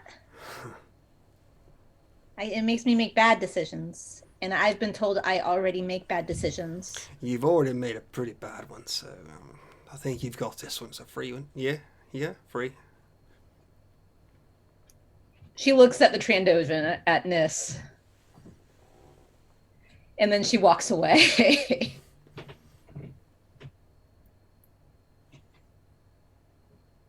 I'm hungry, not thirsty. I'm not one to leave a drink on the table, so cheers to our journey and to our good health. Do you also wish to take a drink? Go ahead and try it first. Let me know how it is. I don't usually drink this stuff. Can I do like some, I don't know what kind of investigation options I've got here. Do some sort of sense motive check, I'm assuming, huh? Survival check, maybe? Or gather information. I don't know. You can give me a wisdom, perception. Look at your character sheet. Not my role. Yeah, 2. Awesome. I down that shit. Don't even know. I know nothing about it. It's awesome. Okay. I'm going to be so lit by the time we get on this damn ship. It's not bad. Very strong. Very, very strong. This would be the Romulan ale equivalent of the Star Wars universe. It's very potent, very, very illegal.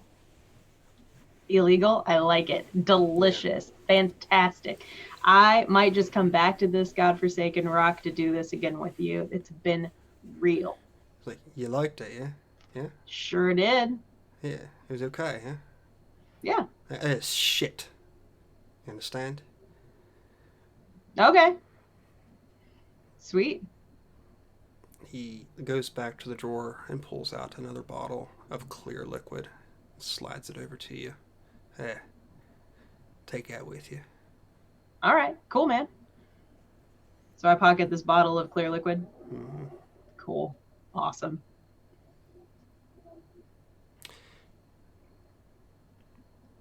He stands up. Well, this has been a delightful meeting. I've really, really enjoyed meeting all of you. I hope you come back again sometime. Any other further questions, yeah? No? Wonderful. Then get the fuck out of here. Yeah?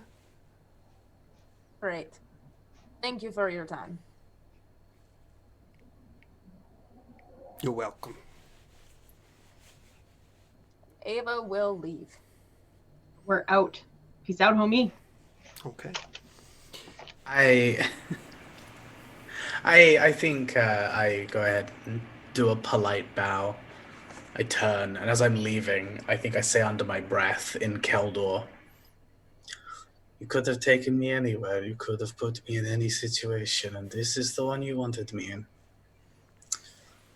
Not one to question the Force, but I shall certainly rate it. And right now, I'm just kind of babbling under my breath of just, what is this situation? Right. So you think you guys like to...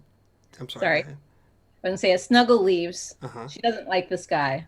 So she wants to give the room a very quick scan to see if there's anything that she can take with her stealthily as she leaves.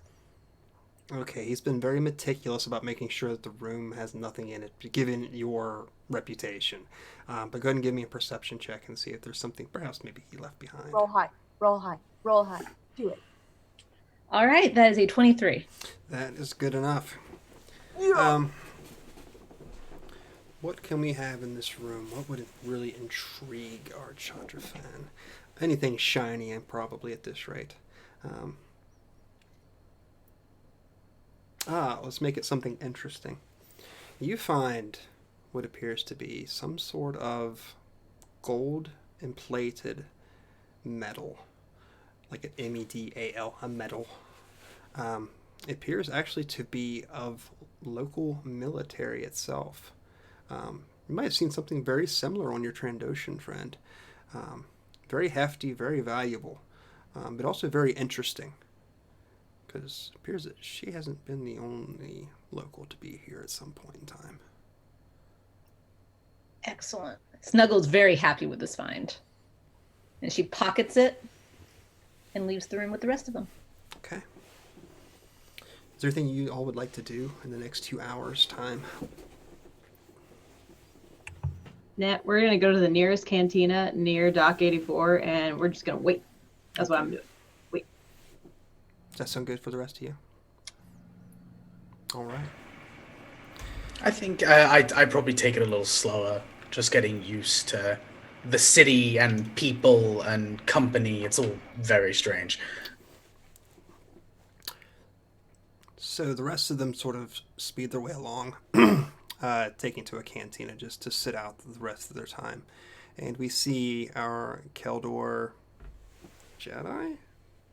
Not Jedi? Whatever he is. Slowly taking in the scenes around him. Bodies rushing around at all angles, all volumes. It's very disorienting. And you can just sort of see like the heavy load of his shoulders as he moves closer and closer to the cantina, the rest of the party. I think with that, we'll go ahead and take a quick break. So we will do that, and we'll come back and we will get on our ship and see what the next place holds in store for everybody. Ava will have her lightsaber like hidden where it can't be seen, and she will have like pulled her hood just to kind of like hunker down and just not be as noticeable. Absolutely. Given the nature of the public place, yeah, definitely. Okay. So we'll be back in a few minutes. So stick on by.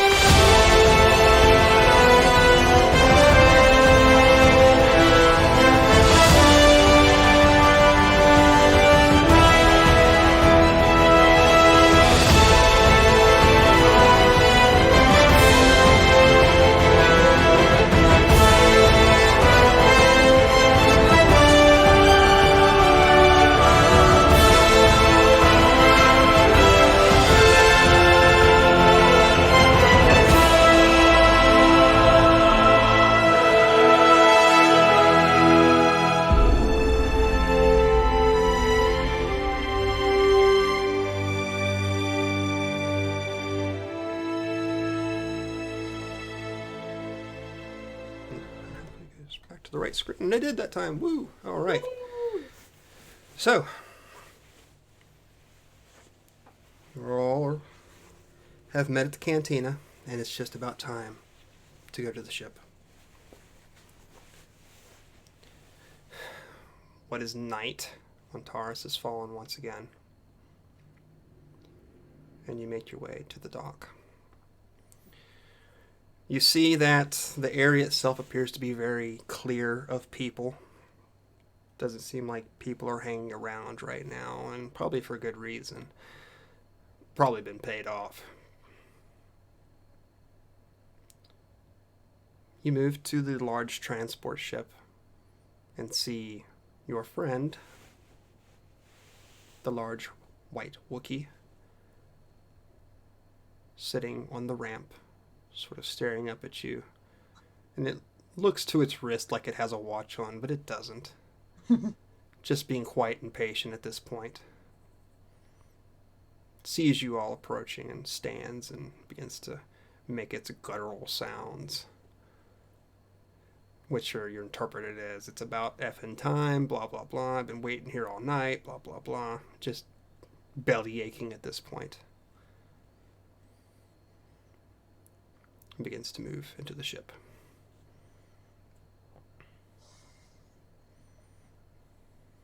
What is the condition of this ship? Is it like new? Is it well used? Is it shitty?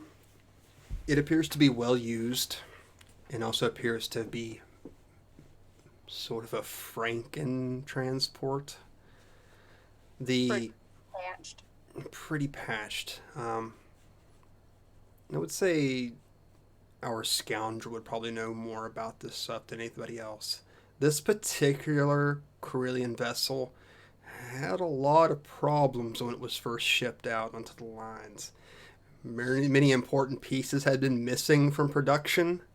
A lot of people found themselves stranded or missing very important components. Didn't have a very great launch. The company itself had actually been going bankrupt at the time that it has been released. But the parts that it does use are pretty easy to find, so it became pretty popular regardless. But you just sort of had to make it work for yourself. So it seems to be a sturdy vessel, just it's definitely a mishmash of parts. I kind of conveyed this information to the group. And you're like, it's a good ship, but we don't really know what kind of parts they scavenged to make it actually work. So maybe we should check it out when we get in there, just in case. Yeah. I definitely don't want to be stranded anywhere. Although anywhere at this point is better than here. That's true. Worried about drifting off into space, Sammy? Oh yeah, let's not do that. That's always a thing not to do. Yeah. Yeah. Any super obvious identifying markers on the exterior? No, not at all. It doesn't seem to have any sort of affiliations or any identifying markers on the outside, like it belongs to a certain group by any means. Very anonymous, very innocuous. Don't feel that it probably attract attention. It's a pretty common vessel.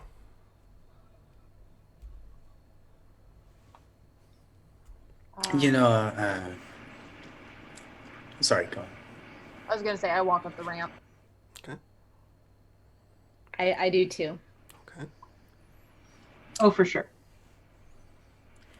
Did we ever catch his name? Yeah. And I make sure the Wookiee's not around, and I like lean in to everybody, and I whisper his name, which off the top of my head, Babs cannot remember. It's Tafar, isn't it? Or Telfar? Yeah. I've got it written down. Or was that the Wookiee's name? Wait, who are you asking whose name is? Like the I'm asking who the Wookiees, what the Wookie's name is. Oh, the Wookiee's name. Tafar. I put it in chat there. Wookiee's name is Tafar. I see. And the other gentleman's name would be that was the one you dealt with. Oh, yeah. I have that down too. Anaran, yeah. Anaran, yeah. Anaran. Yeah. Alright. You know, Perhaps if he gets used to being called by his name, he won't actually want to go back. Just a thought. Yeah, unfortunately, even though he's got I guess, a decent job, he's still treated like a slave.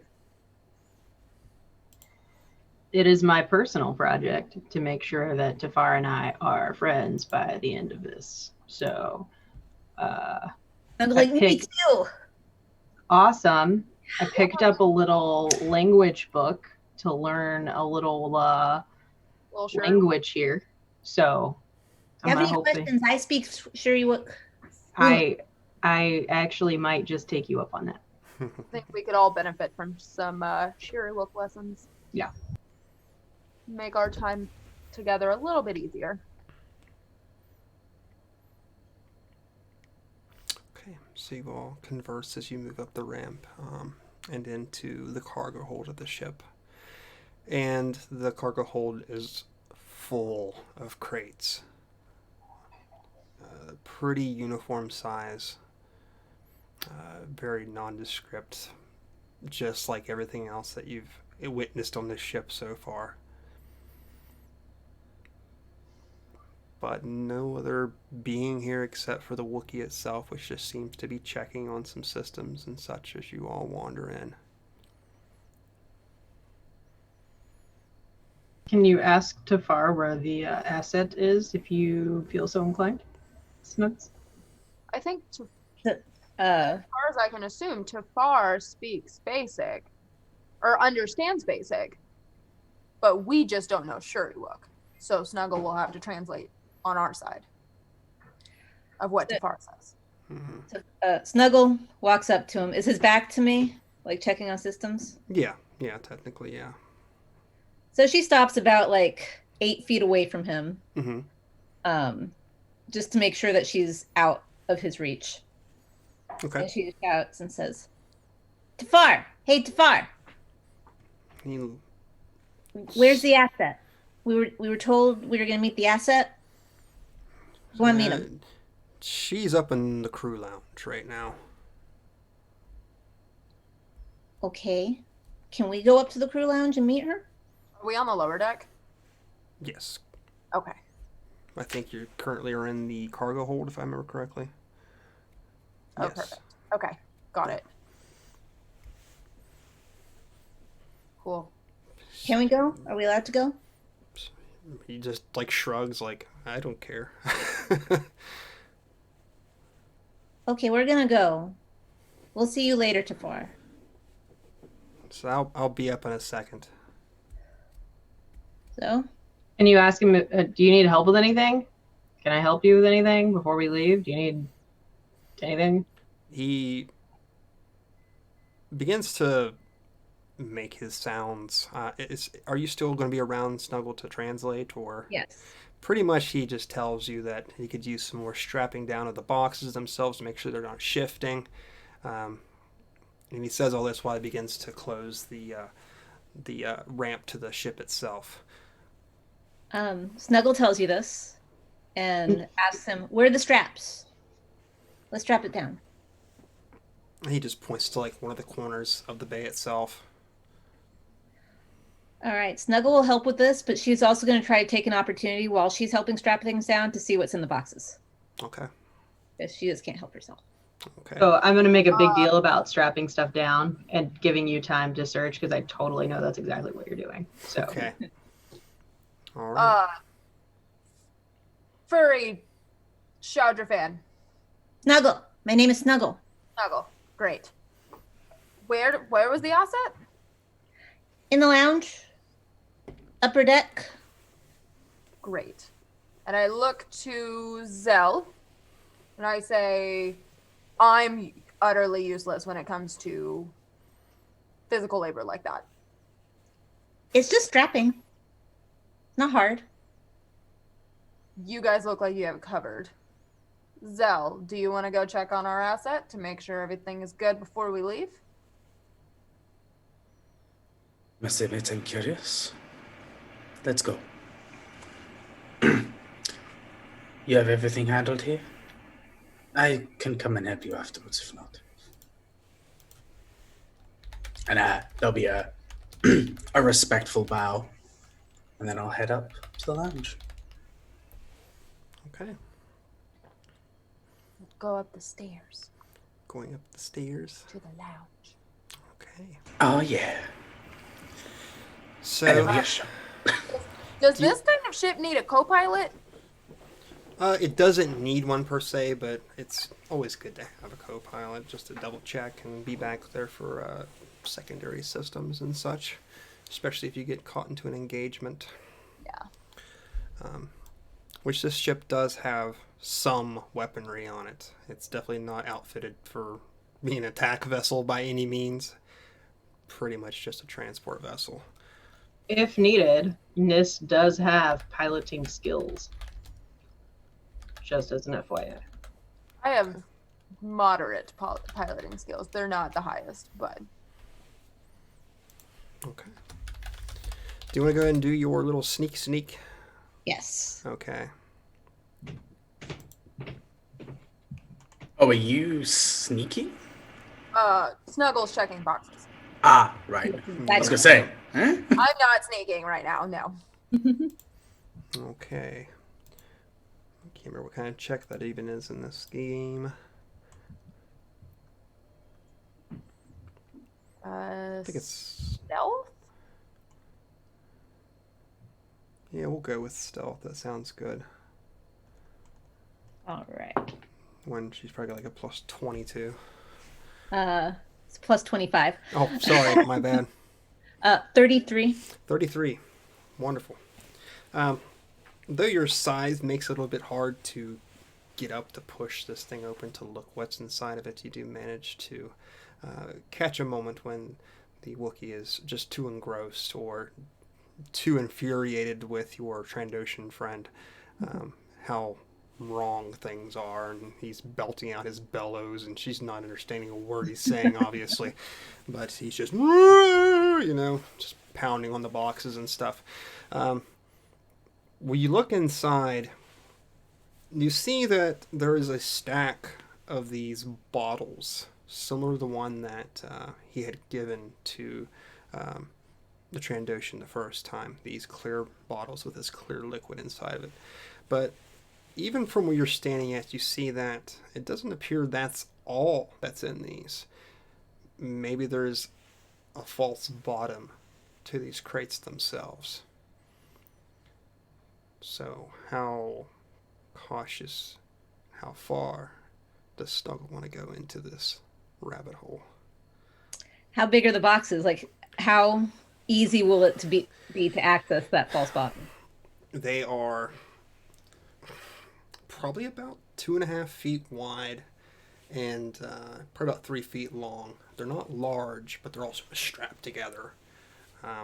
Wouldn't be hard to get to per se. Might be harder to keep somebody from seeing you do it. Definitely can try. Snuggle's gonna try, All right.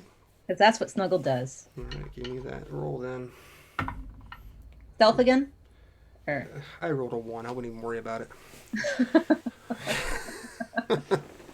And this is how I roll in all my games. So you very gingerly pick these bottles up and find your way into the lower part of the crate itself. And what you see is a plethora of these tiny gems of all shapes and colors. Let's see what your skills are, because I'm a little curious here myself. How sciencey are you? Tell you what, go ahead and give me either a technology roll or a physical science roll, because I'm curious. all right, I'm gonna do a technology roll. Okay. Ooh, that's 22. 22. Wow. Okay. Haven't seen a lot of these, but you've definitely heard a lot about them, especially during this time. You think these might be kyber crystals? Are there any purple ones in there? because that's Snuggle's favorite color. She's going to take There's purple. definitely like an amethyst one in there. Okay. She grabs it and she puts it in her pocket. Okay.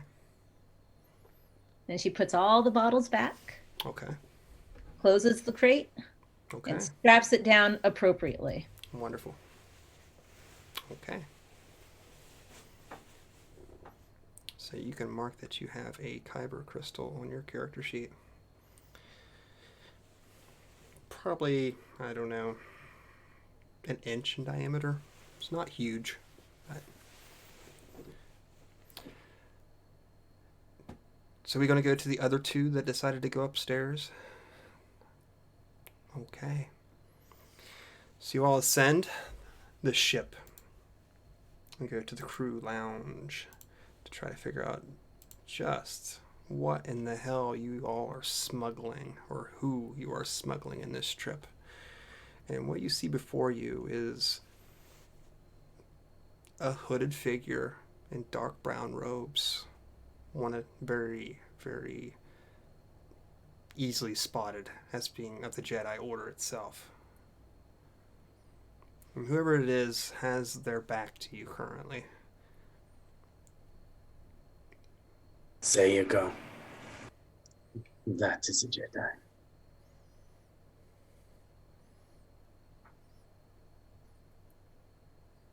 I think you're muted. I think you're muted. Yeah. Dang. Oh, can I make a force check to check out what their force vibe is? Sure. Is that what we're calling it for the rest of the game? Just force Force vibe. Force Where- vibe. We be Checking out force the force vibing. vibe. 15. 15. Easy enough. Definitely strong light side vibes. A very devout member of the Jedi Order itself. Ava is repulsed by it just slightly, but tries to overcome it and push through it for the sake of the money. The figure slightly turns towards you, and you see this pale, almost porcelain skin just below the opening of the hood itself. And, of course, the lightsaber at the side. And it seems she has her hands tucked up into the hood, or into the pockets of the robe. Sleeves, sorry. She turns towards you. And a feminine voice speaks out. Well, I didn't realize they'd be sending more of our kind. I sense great hate, great anger, and yet a calmness to one of you.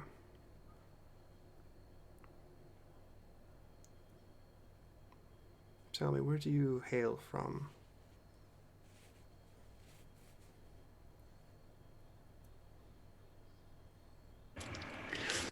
Kel almost mockingly tilts his head to the side. Just, I think they're talking about you. Oh, she was speaking about anger and hate, and I wasn't aware that was about me. Jedi are so black and white with everything. Where do I hail from? Yes. Currently, nowhere.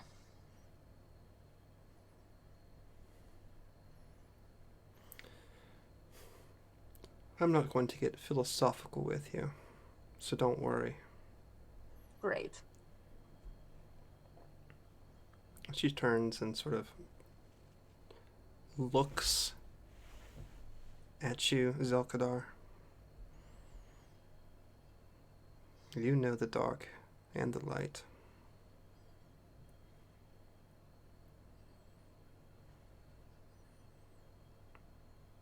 I do.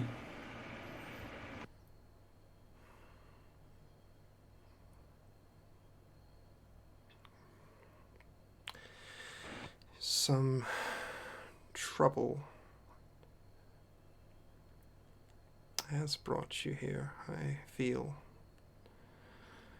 something has brought all three of our paths divergent here.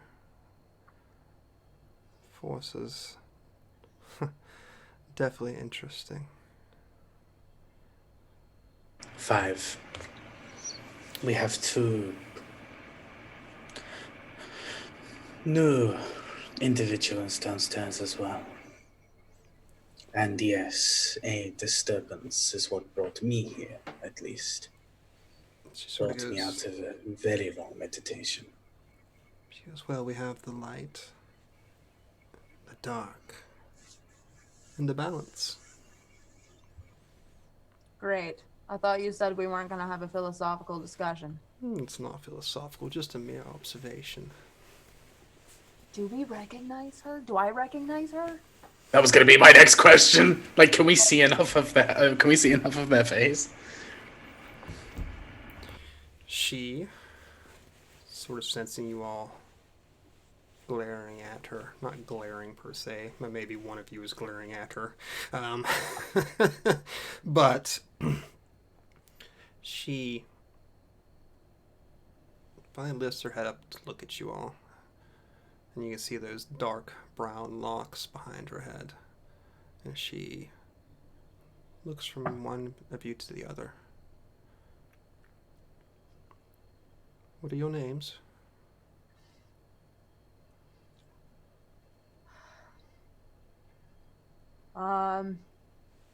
Ava. Zel Kadar. And I am Bastila Sean. I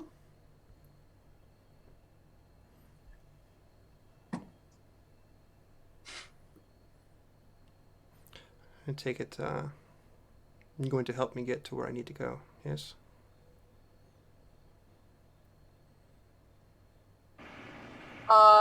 Ava is definitely like having a holy shit moment internally. Trying not to make it obvious. Okay. Because she knows that like this is Bastila. Remind me of the timeline. Has Bastila like done all the things with Revan at this point? No. Okay. No. Okay. But yeah, Ava would obviously know of her because she's a very prominent figure of the Jedi Council and of the Republic. And it's just kind of like, oh God, what have we gotten ourselves into? This is not being inconspicuous at all. What have you been told is going on here? As she looks over your surprised face.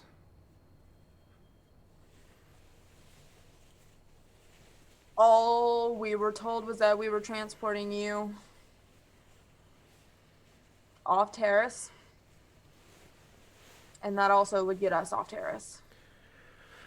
Well, that's not wrong. I need you to deliver it to my flagship.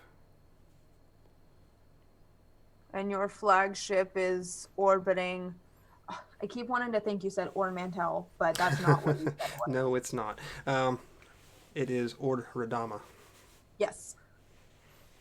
And your ship is currently orbiting there? She nods.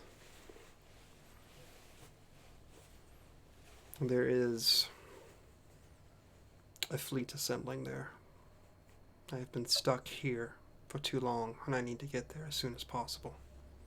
A fleet of what? Republic ships.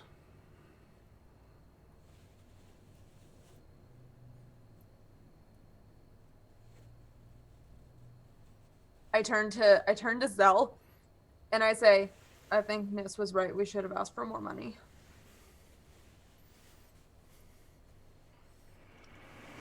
My eyes are just locked with hers. A little bit of surprise kind of comes across my face before I kind of go ahead and suppress it.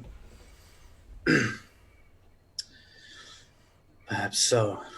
You definitely could have gotten more than 12,000. Basta the store smiles at that. 12,000. Wow. He said he could save us money, but I didn't realize it'd be quite that much.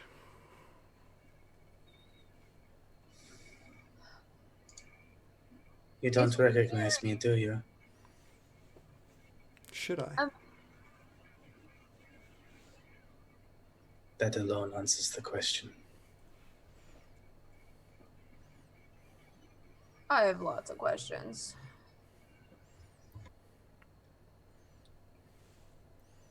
I also didn't realize we would be putting ourselves in a very high-profile situation.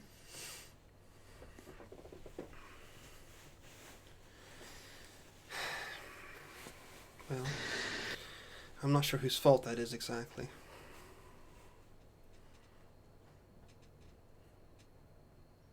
As long as they don't find me, I don't care. Who's they?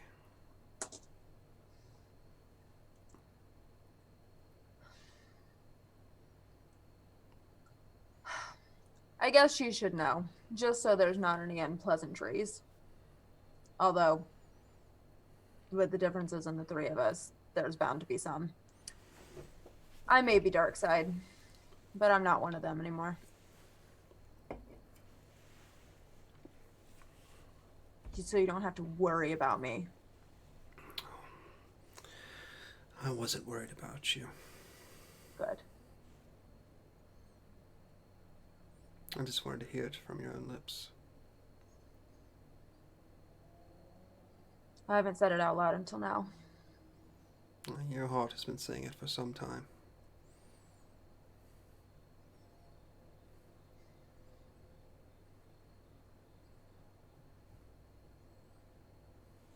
I'm just ready to move on. And if that means getting you off this planet, returning you to the Republic, I guess that's what it means. She sort of nods a thank you. Turns to Zelkadar. I'm sorry if I offended you. It was not my intention.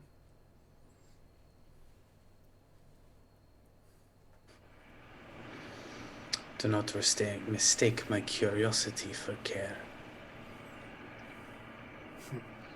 The balance is what matters, nothing more. Well, the Sith have their way. I'm afraid the balance will be completely destroyed before long. Which is why we must go toward Radama soon. Well, as soon as our pilot gets up here, and we are all very happy to get out of here. Perhaps we should introduce our friends to our VIP.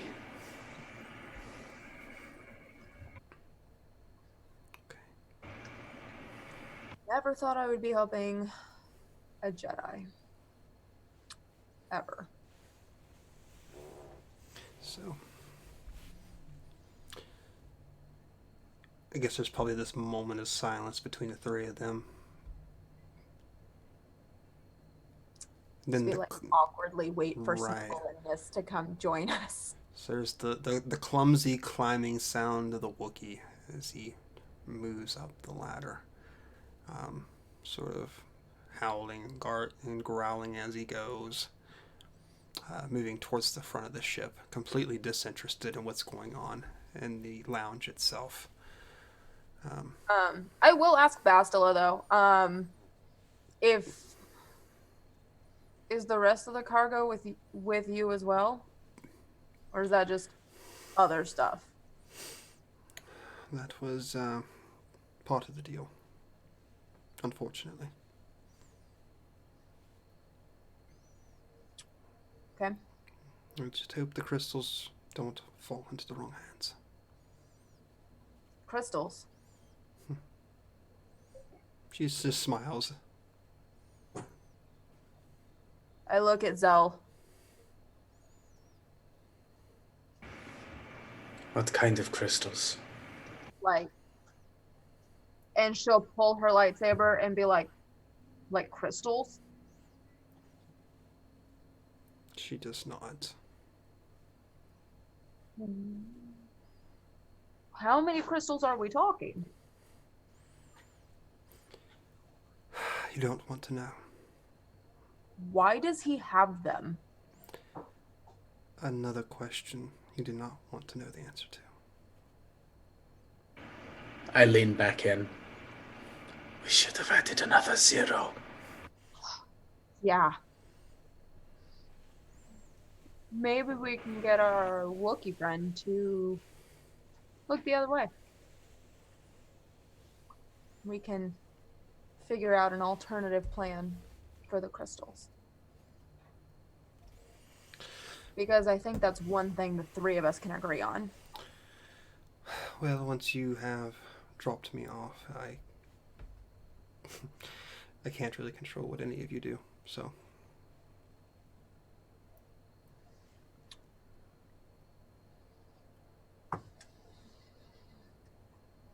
Well, I guess get comfy, everybody.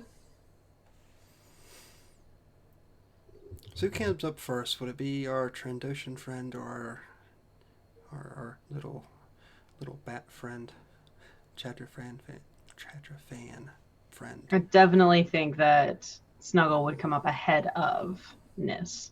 Nis would be bringing up the rear of the trio. Okay.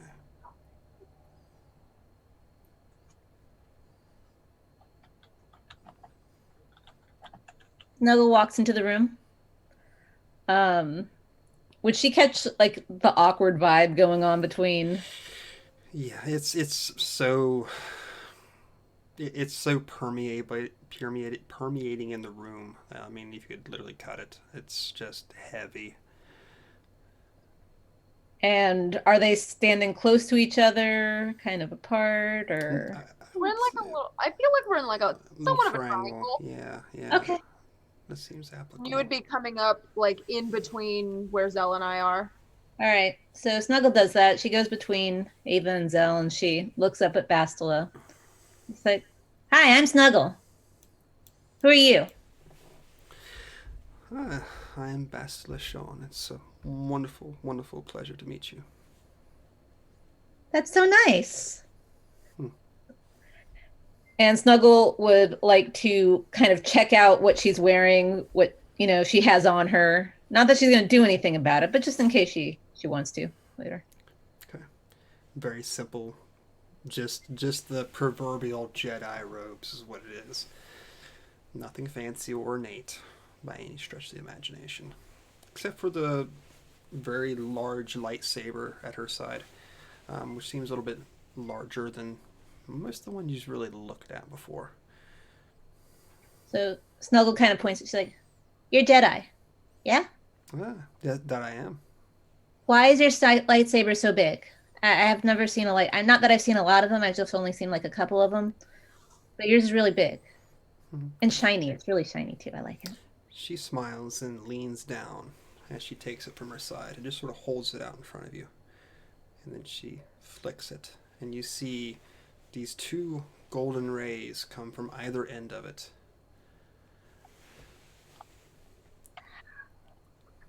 Wow, that's pretty cool. But I prefer purple. Purple's my favorite color. If I were a Jedi, I'd have a purple lightsaber. But wow, that's very nice. Well, thank you. She sort of shuts off the double-edged lightsaber. Why are you all so tense? Seems weird in here. I'm not Because we should have asked for more money. Oh. Nis kind of says, like, observing this exchange, realizing what the hell is going on. Yeah, we should have asked for more money. And Ava looks at Nis and she's like, "Well, we did get the 12, but I agree. We should have asked for more." I mean, I guess this is one of those, like, good for the world and the galaxy kind of missions, so that definitely is preying on my better I guess. humanity. I'm not a human, but that's the expression at least. Oh, and But Ava just kind of looks at Bastila like, you know, important Jedi people. Ugh. Sort of and frowns. if Chadrifan, if Snuggle Snuggle would have had an opportunity without the Wookiee hearing her, she would have let Nis know what she found in the box, but only if she would have been able to say it without him hearing her. I don't see why that'd be a problem, honestly. I honestly kind of imagine that as Miss is like helping to, tighten the ropes, like keeping a very close eye on you. So if you're moving bottles around and removing false bottoms out of crates, I probably would have noticed what you were doing.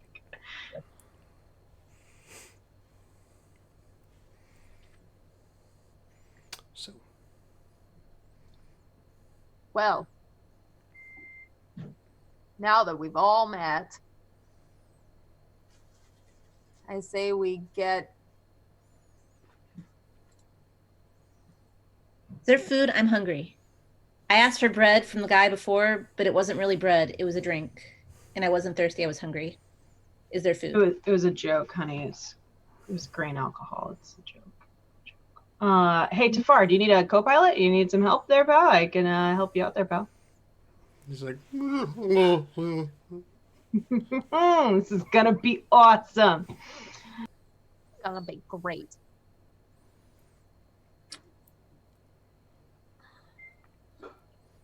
you take the seat behind the nav computers. See him reach up and start clicking some buttons, grabbing hold of the wheel, before you all begin to take up off and away from the surface of Taris. There's that lurch as the ship leaves the ground.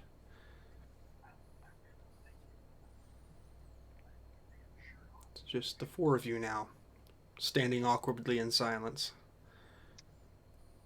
I assume we should strap in. Seems like a thing that should happen. Unless you want to get tossed around. Safety is indeed recommended, if that is what you're trying to say. I'm very interested to know how a Wookiee does piloting. That's a new one for me, but Basilis sort of takes a seat, opens a robe, and hands out something to you, Snuggle. Snuggle takes it and sniffs it. It seems to be some sort of like processed, like vegetable and meat sort of concoction, dried in nature. Just a snack at this point, something for the time being. Snuggle says, "Thank you," and she just shoves the entire thing in her mouth. Her eyes sort of like grow a little bit as she watches you consume it whole. You're welcome. And Snuggle takes the seat right next to her, as she is Snuggle's new best friend. She gave her food. Well, we have a couple hours at least. We are going to sit here and stare at one another for the next, yeah. I have lived away from people for a very long time. A few hours more with no conversation is no skin off of my nose, as they say. Although if you wish to discuss, I am all ears. I don't feel like the two of us conversing would really get either of us anywhere. You can hear Nis chuckling from the cockpit, like. Having no clue what's going on, I'm sure. I mean, computer side, yes, but conversation-wise, none. So you hear the chuckles and then the growling of the Wookiee. You're quite the motley crew, huh? I don't know why she's laughing. She can't understand them.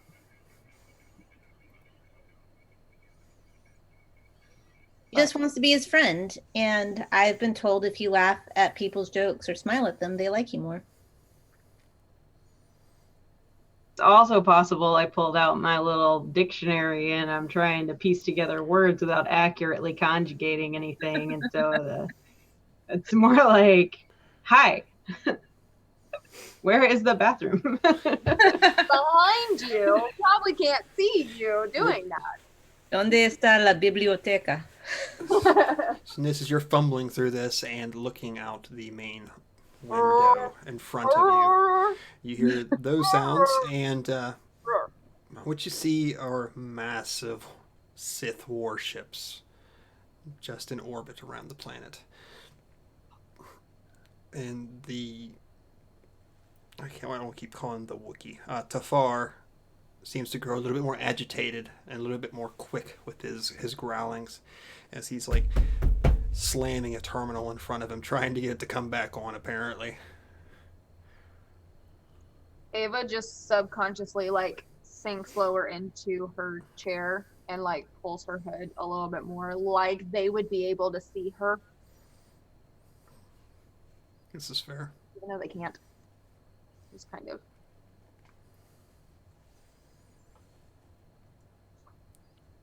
I guess Snuggle, you'd probably hear like, even from where you're at in the lounge, from the helm itself, the Tafar seems to be very concerned about his terminal not working. That he needs to send the codes and he needs to get it up online soon. Snuggle unstraps from where she is, and she scampers up to him. Hi, she says in Shiriwook. I can help you with that. I'm good with the tinkering and the mechanics and stuff. Okay. Yeah, he's just sort of like pointing at like slamming his hand against it, and Snuggle's like, no, that's not going to fix anything. Okay, you just need to deep breaths, calm down. Let me look at it. Like nods. And as you're taking a look at it, he like pushes your shoulder, Nis, as you're like looking down at this journal in front of you, and he starts like pointing out the window where you see like these Sith fighters are like sort of slowly circling. All right, don't threaten me with a good time. I start punching random shit, and we're gonna get the fuck out of here. Okay, go ahead and give me that roll there, if you would, for me, Snuggle. Is it technology or mechanics, or is that the same thing? Mechanics would probably be, well, whichever one's better for you in the instance, really. They are both the same. Oh, So. there you go. That is a dirty 20. Okay. I got an 18 on my pilot check, so. Okay. So you begin to leer the ship away as best you can from this fleet. Snuggle, it's so simple to you. You know, you reattach a wire, take your spanner, tighten the bolt down, and it seems like the entire tunnel just lights up. And he begins to like direct you, like, you need to send this code, blah blah blah. Like he's just like throwing off these like directions as quickly as he can. Snuggle starts punching things in. He's like, okay, sent. Is that the last one? Any more? Anything else? He's like, starts shaking his head and like begins to take the ship off with Nis in tow, beginning to turn it away from the blockade itself. And the fighters you see begin to break off in the distance. Snuggle scampers back to her seat and straps back in. Okay. And as you all begin to pull away from the planet's pull itself, from its gravitational pull, you hear the hyperdrive begin to engage, and the ship takes off, streaking across space.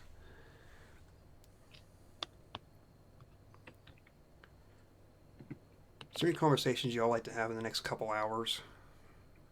Any role play you'd like to get through the next couple hours? I think as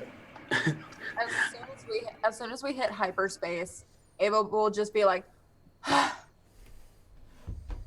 kind of visibly relax just a little bit. Well, now we know why everyone is here. You're the angry one. I'm not angry. Well, I was angry. the one in tune with the dark side, at least. Just because I'm in tune with the dark side doesn't mean I'm angry. Hmm. I'm gonna be angry if you keep accusing me of being angry. Good. We have someone small, quick, good with machines. Explains why she's here. And I believe I heard the name Nis. Good in a scrap. Some practical knowledge. Strangely good heart. We know why they is there too.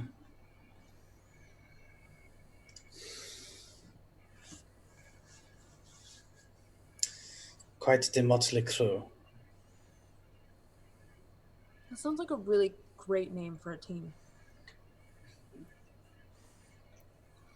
We should During- put that on T-shirts when we get back. But I don't think we're there yet. And during this entire conversation, even though I'm clearly kind of referencing everyone else, my sights are just locked on Shan. Okay. So I can hear all this conversation and stuff too, Snuggle. And so she looks at Zev. Well, then why are you here?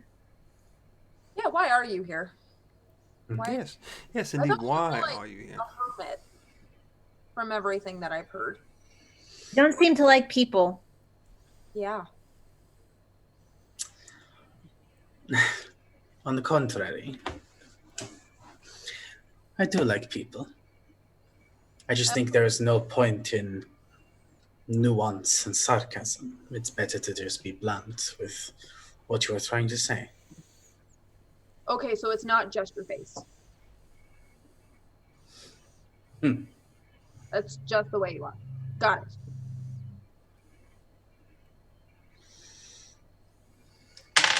You know, when half of it is covered, you kind of have to make an attempt to emote a little more sometimes to get your point across.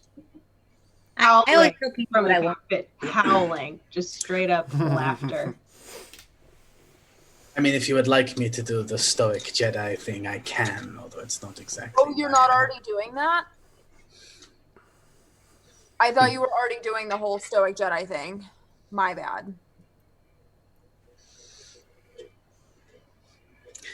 I think on that comment, Zell's gaze breaks away, looks towards Ava. The dark side anger has been replaced with sass. That's where Ava's at in her life. I see. So you didn't leave the Sith, you're just done with them. Understood. Oh no, I left. As best as you can. Considering most of the time you don't leave the Sith. Bunny, Snuggle looks at Zell. Sorry. I'm gonna say Snuggle looks at Zell and she's like, "What's the difference between her leaving or if she's done with them? I don't understand. If she's gone, she's gone. Does it matter?" Yes, Zell. What is the difference? Now, Snuggle is asking you this like from a genuine place. It seems like the same And thing. Ava to her. reverberates because she's like, confused. yeah. he kind of Please sits don't back. He kind of sits back into his seat a little bit. Sith believe in an ideal. Sith believe in what they are fighting for. You can leave the Sith, sure, but you can still go ahead and believe in everything they stand for. It appears that you, one way or another, don't agree with that anymore. That is what I am trying to say. I'm also not saying it is a negative thing either. It is good that you found your own path and purpose. So kind of like how you were a Jedi, but you're not a Jedi anymore. Again, a completely genuine place. She's just like connecting dots. But Ava like reverberates everything Snuggle's saying with very like sarcastic and Yeah, it's like, yeah. And let's touch on that subject. Does that not Absolutely. get the interest of our guest that like this whole like you're not a Jedi but you're kind of a Jedi? Like, does she not? She's That not. cap- She's like watching the conversation very closely, but she's not interrupting the conversation. And Snuggle is purely delighted that Ava thinks that her talking points and things that she's saying is just are good talking points. And she's like, all right. She's just like delighted. She's like, all right. Oh, Made, you made sweet another son. friend. I am what a lot of people call grey. Sounds I do not believe that one side of the Force is better than the other. I believe that you need both light and dark. Without one, you do not have the other. Like a shadow. Yes, in a way. If you do not have light, it can't cast a shadow. If you only have darkness, then you can there's no blend. shadow either. You can. It is sometimes useful. Don't have the light, you can just be the dark. Then how will you be able to see? Well, when you've lived your whole life in darkness, you learn to adapt.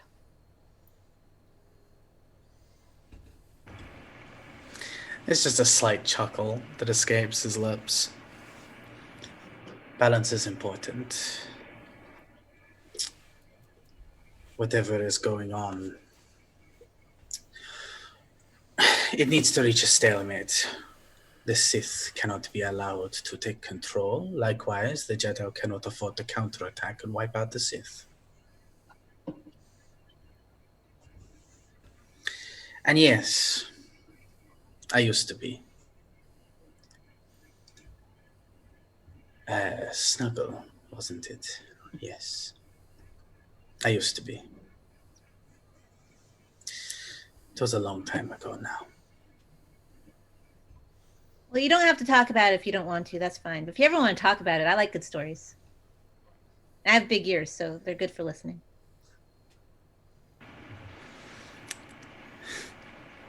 Not a whole lot to say, really. I was what they call a sentinel. A protector of the temple. We were well trained and well funded. Took a very long time to even get anywhere near as good as some of the other sentinels. It took a lot of training and a long time. Eventually I left. Okay. And Snuggle doesn't press you anymore. So did you leave the Jedi or are you done? Can I do a perception check to see if Snuggle is figuring out that she's being sarcastic and a little mean towards Zell? Sure. I think you're muted. Is that a yes? Yeah, yeah. Okay. I think I'm muted. That's a 7. You're sort of oblivious to what's really going on.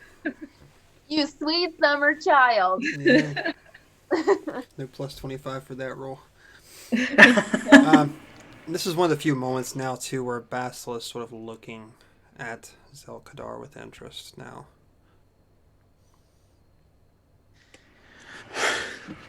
A bit of both.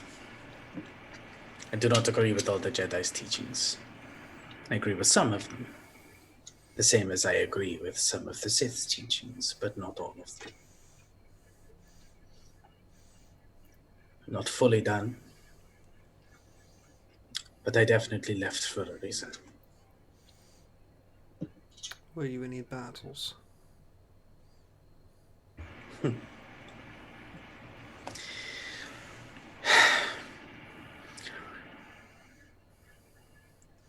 The Sentinels aren't usually sent away from the temple.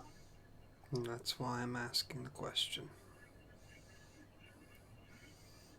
something personal happened to you guarding one of the temples.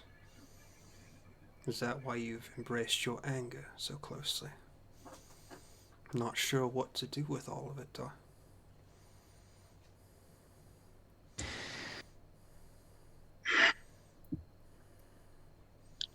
Do you know why I used this?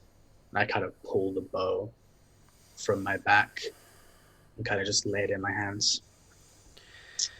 I suppose I could be snarky and say that you've trying everything you can to give up any sort of attachment to the Jedi themselves, as the saber would be your, I don't know how you would say it exactly,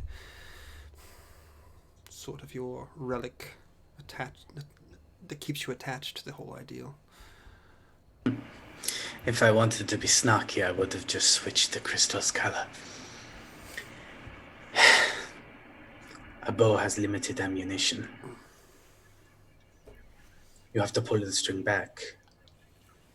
You have to wait until your target is at just the right distance to fire. It teaches you focus. It teaches you patience. Anger also does this. Gives you clarity. Your good emotions and your bad emotions give you a sense of equilibrium. This is not a bad thing. Letting it consume you, one way or the other, now that is. This is the way that I see things. Any action done to kill another in anger is a path to the dark side in my eyes.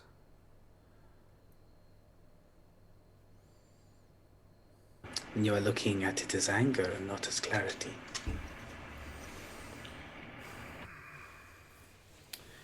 Well, if that's what's giving you focus, but Snuggle pipes in at this point, and she's like, but what if you kill someone for money? But you're not mad at them. Ava looks at Bastila like, please enlighten us on this answer. I haven't done it, but I hear if you do, you get shiny things. I really like shiny things. And my friend up there, she has a lot of them, and she says she'd show me how. So I'm just wondering, is that okay? you are acquiring power, and power leads to the dark side.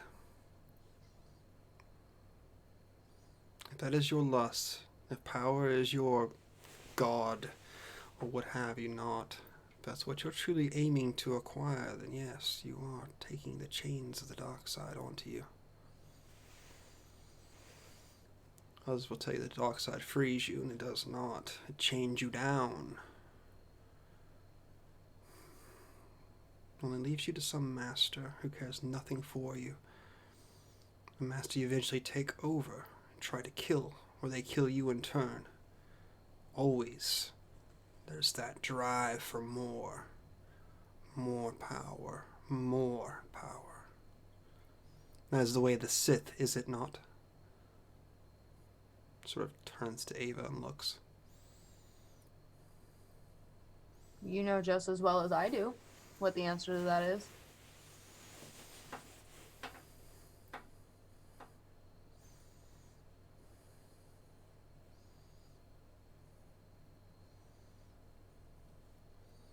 I do.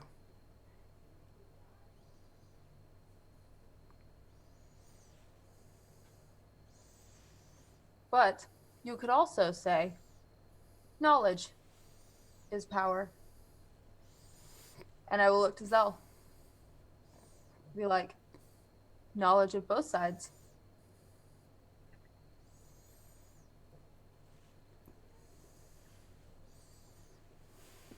Knowledge is indeed powerful. You're right. And to answer the question I inadvertently dodged,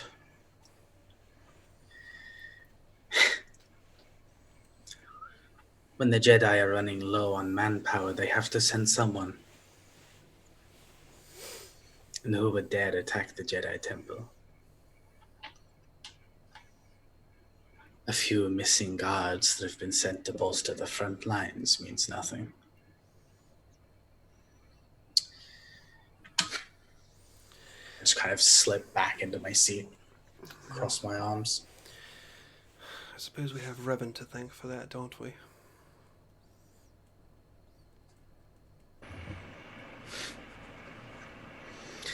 You know the answer to that.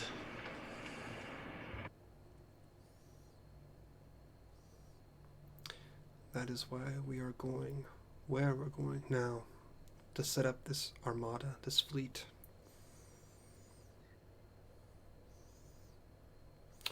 You want to bring balance to the Force, if you want to help me with that, either of you, or even you. She looks down to Snuggle. Just got to get there safely. We will meet Revan and Malik head on there. Head on where? We're going to gather, and then we're going to bait them out.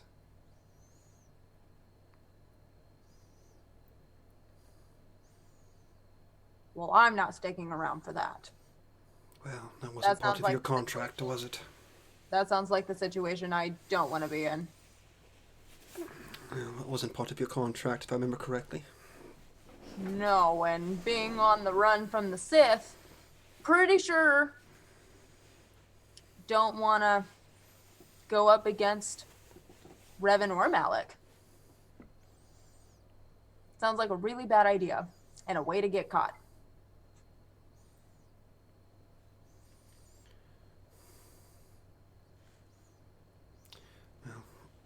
I can't tell you what you need to do with your own life.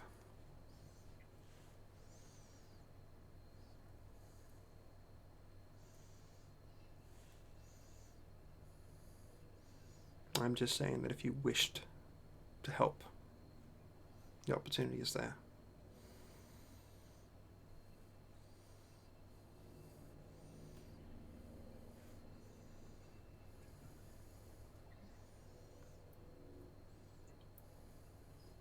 Well,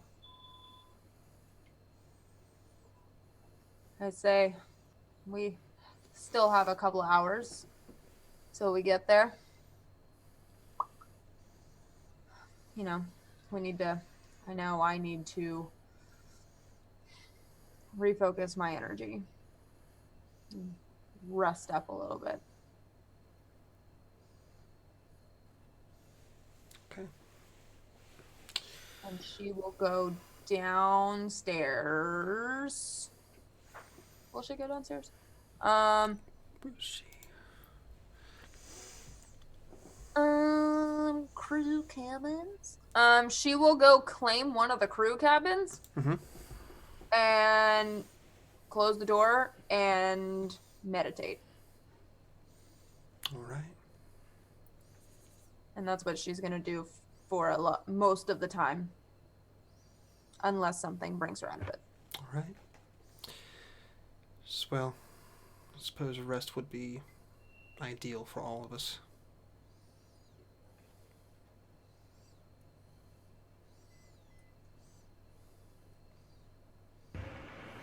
Shan, Yes. I lean in. I will make sure the Force has balance. I will make sure that the Sith do not take over. But the moment the pendulum switches, do not think I won't come for your people too. Balance works both ways. I'm well aware of your kind. And I'll be honest with you. I think we have more to fear from you than we do from them.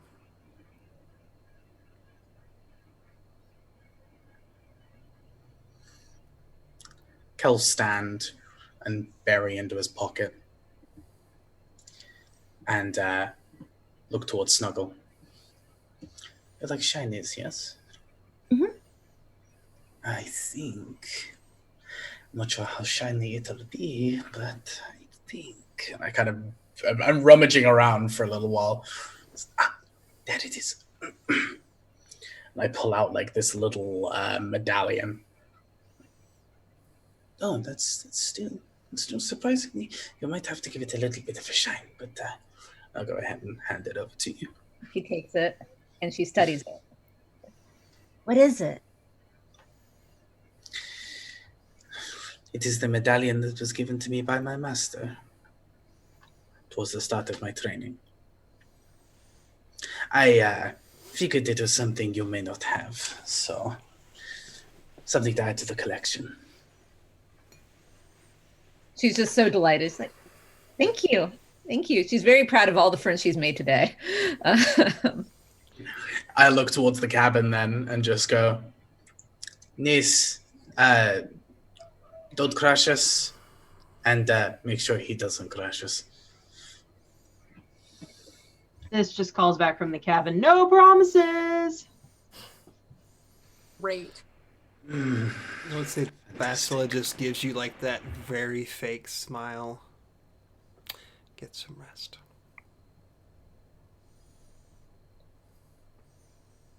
And Snuggle seeing that all. Sorry.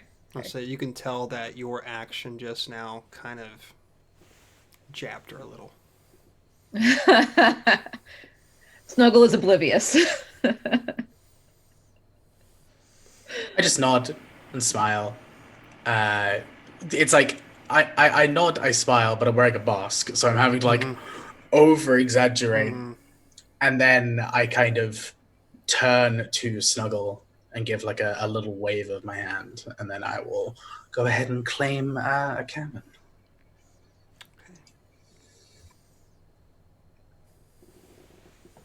Snuggle kind of looks around, seeing that all of her friends are going to sleep, and now that she's had a snack, she's feeling kind of tired too. So she looks at Basil and she's like, I'm going to go find a room and I'm going to polish this up because this is real nice. Did your master give you one of these too? Yes. Yes, he did. Not the exact same kind, mind you, but... Does it do anything or is it just like a metal? I mean, not that it matters. I like shiny things. It doesn't matter, but I'm just curious. It's just a symbol, that's all. Of your devotion, of your hard work, of your studies. Just an amalgamation of everything. Wow, that sounds really special and important. And she just like says it completely genuinely, not really realizing the significance of what he did at all. Like, well, I'm going to go polish it up. You sleep well. And she just scampers off down the hall and finds an empty cabin. Basila sighs and slowly sits back down and closes her eyes and begins to meditate. And I think with everything going on as it is now, this might be a good place for us to stop for the evening. And we'll pick up next time as we exit hyperspace and see what exactly we would run into on the other side. Ooh. So with that, I can't wait to get out of this robe either. Just to clarify, when is our next game for our I believe it'll be in 2 weeks. So 2 weeks? Awesome. yes. People at home. Or It's normally, it would normally be weekly, but Babs will be here next week. She has a prior engagement, so we're going to wait until the 24th, and we'll continue on then. As I told these folks also that the Halloween day, we might play, we might not. We're not quite sure just yet, or it might be just delayed a little bit. Sorry, I have a son. He's 11 years old, and I'm going to take him trick-or-treating if it's possible. As long as it's safe and, everything is kosher on that end. If I feel it completely isn't, then I'm not going to take him. But just wanted to throw that out there just in case. So, this seems anyway. like a fun thing to do on Halloween. Yeah, yes it does. I'm down for it. And I already have my outfits, so... Right. So, with that, let's just go around one more time. Let everybody know who you are, where they can find you at. If you have anything else going on, any other projects, now is the time to pimp them. Who's going first? I'll go. All right, I'm Hannah, and you can find me on Twitter at Stop That Old Woman, and I am here for Star Wars. And on Wednesday night, Saevrick and I are both in a Blades in the Dark game, which is a boss, and we have some really great characters. I play a lunch lady. If that doesn't get your attention, then like nothing will. So you should check out Blades in the Dark on Wednesday nights at 9 p.m. Eastern.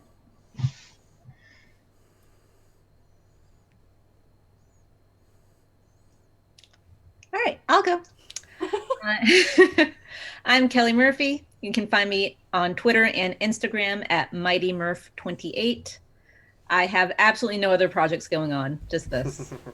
But I love Star Wars. Kelly's first stream, and we're so happy to have her.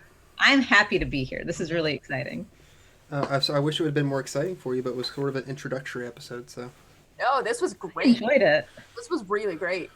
I love playing Snuggle so much. The role play was so good. I love Snuggle so much. Yes. Like my character is 1,000% devoted to Snuggle at this point. Like, She loves you too.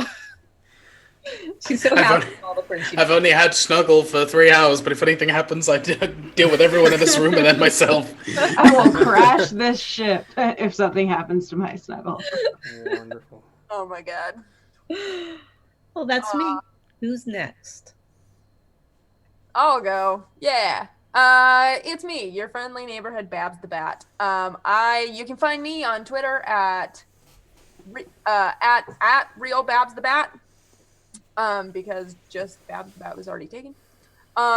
You can also find me on my Twitch channel, the Chaotic Tiefling ATL channel.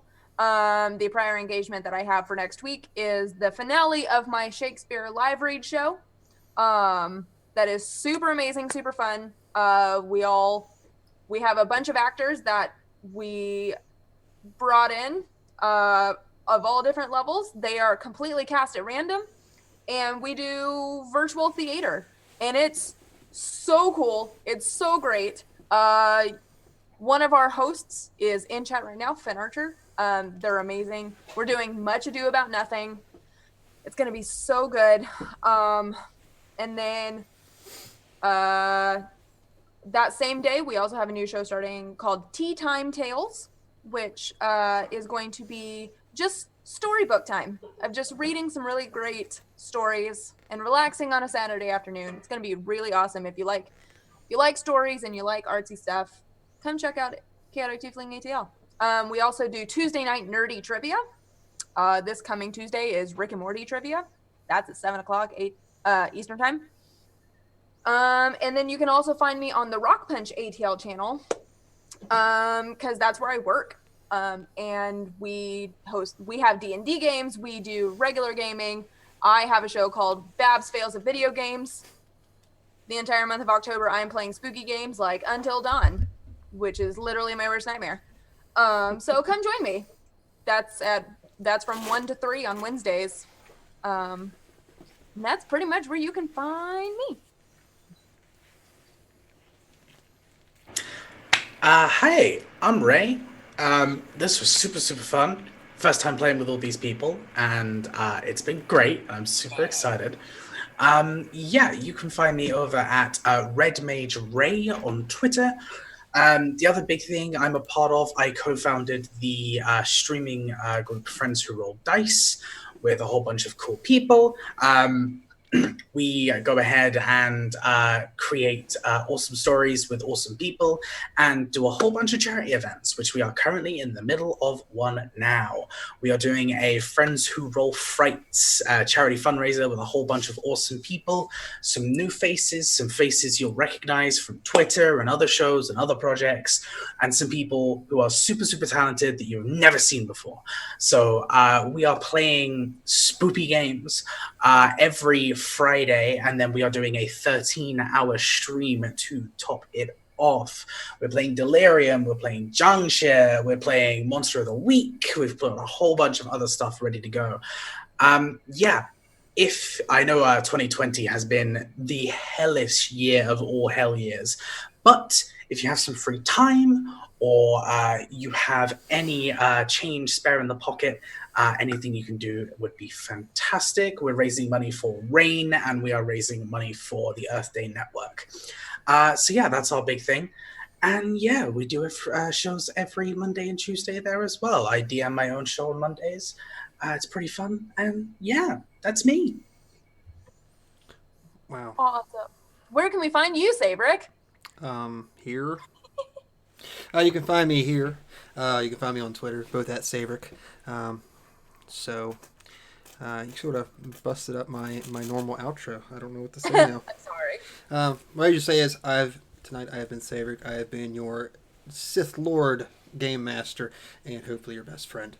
I have this going on right now. We have Blades in the Dark campaign every Wednesday night at 9 p.m. Eastern time, as Hannah had spoken with some very lovely people. One I get to actually play in, and which one I also dress up for, because I'm being very insane with these games lately. Otherwise, I have nothing else going on. So, that's all I got. Anything else you guys want to talk about before we leave? No? Okay. Thanks for the game.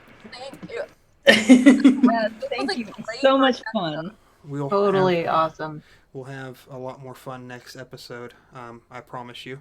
I'm really excited for next one because I know what's going to happen. So I'm excited to see what happens. me too. So we will catch you in 2 weeks' time.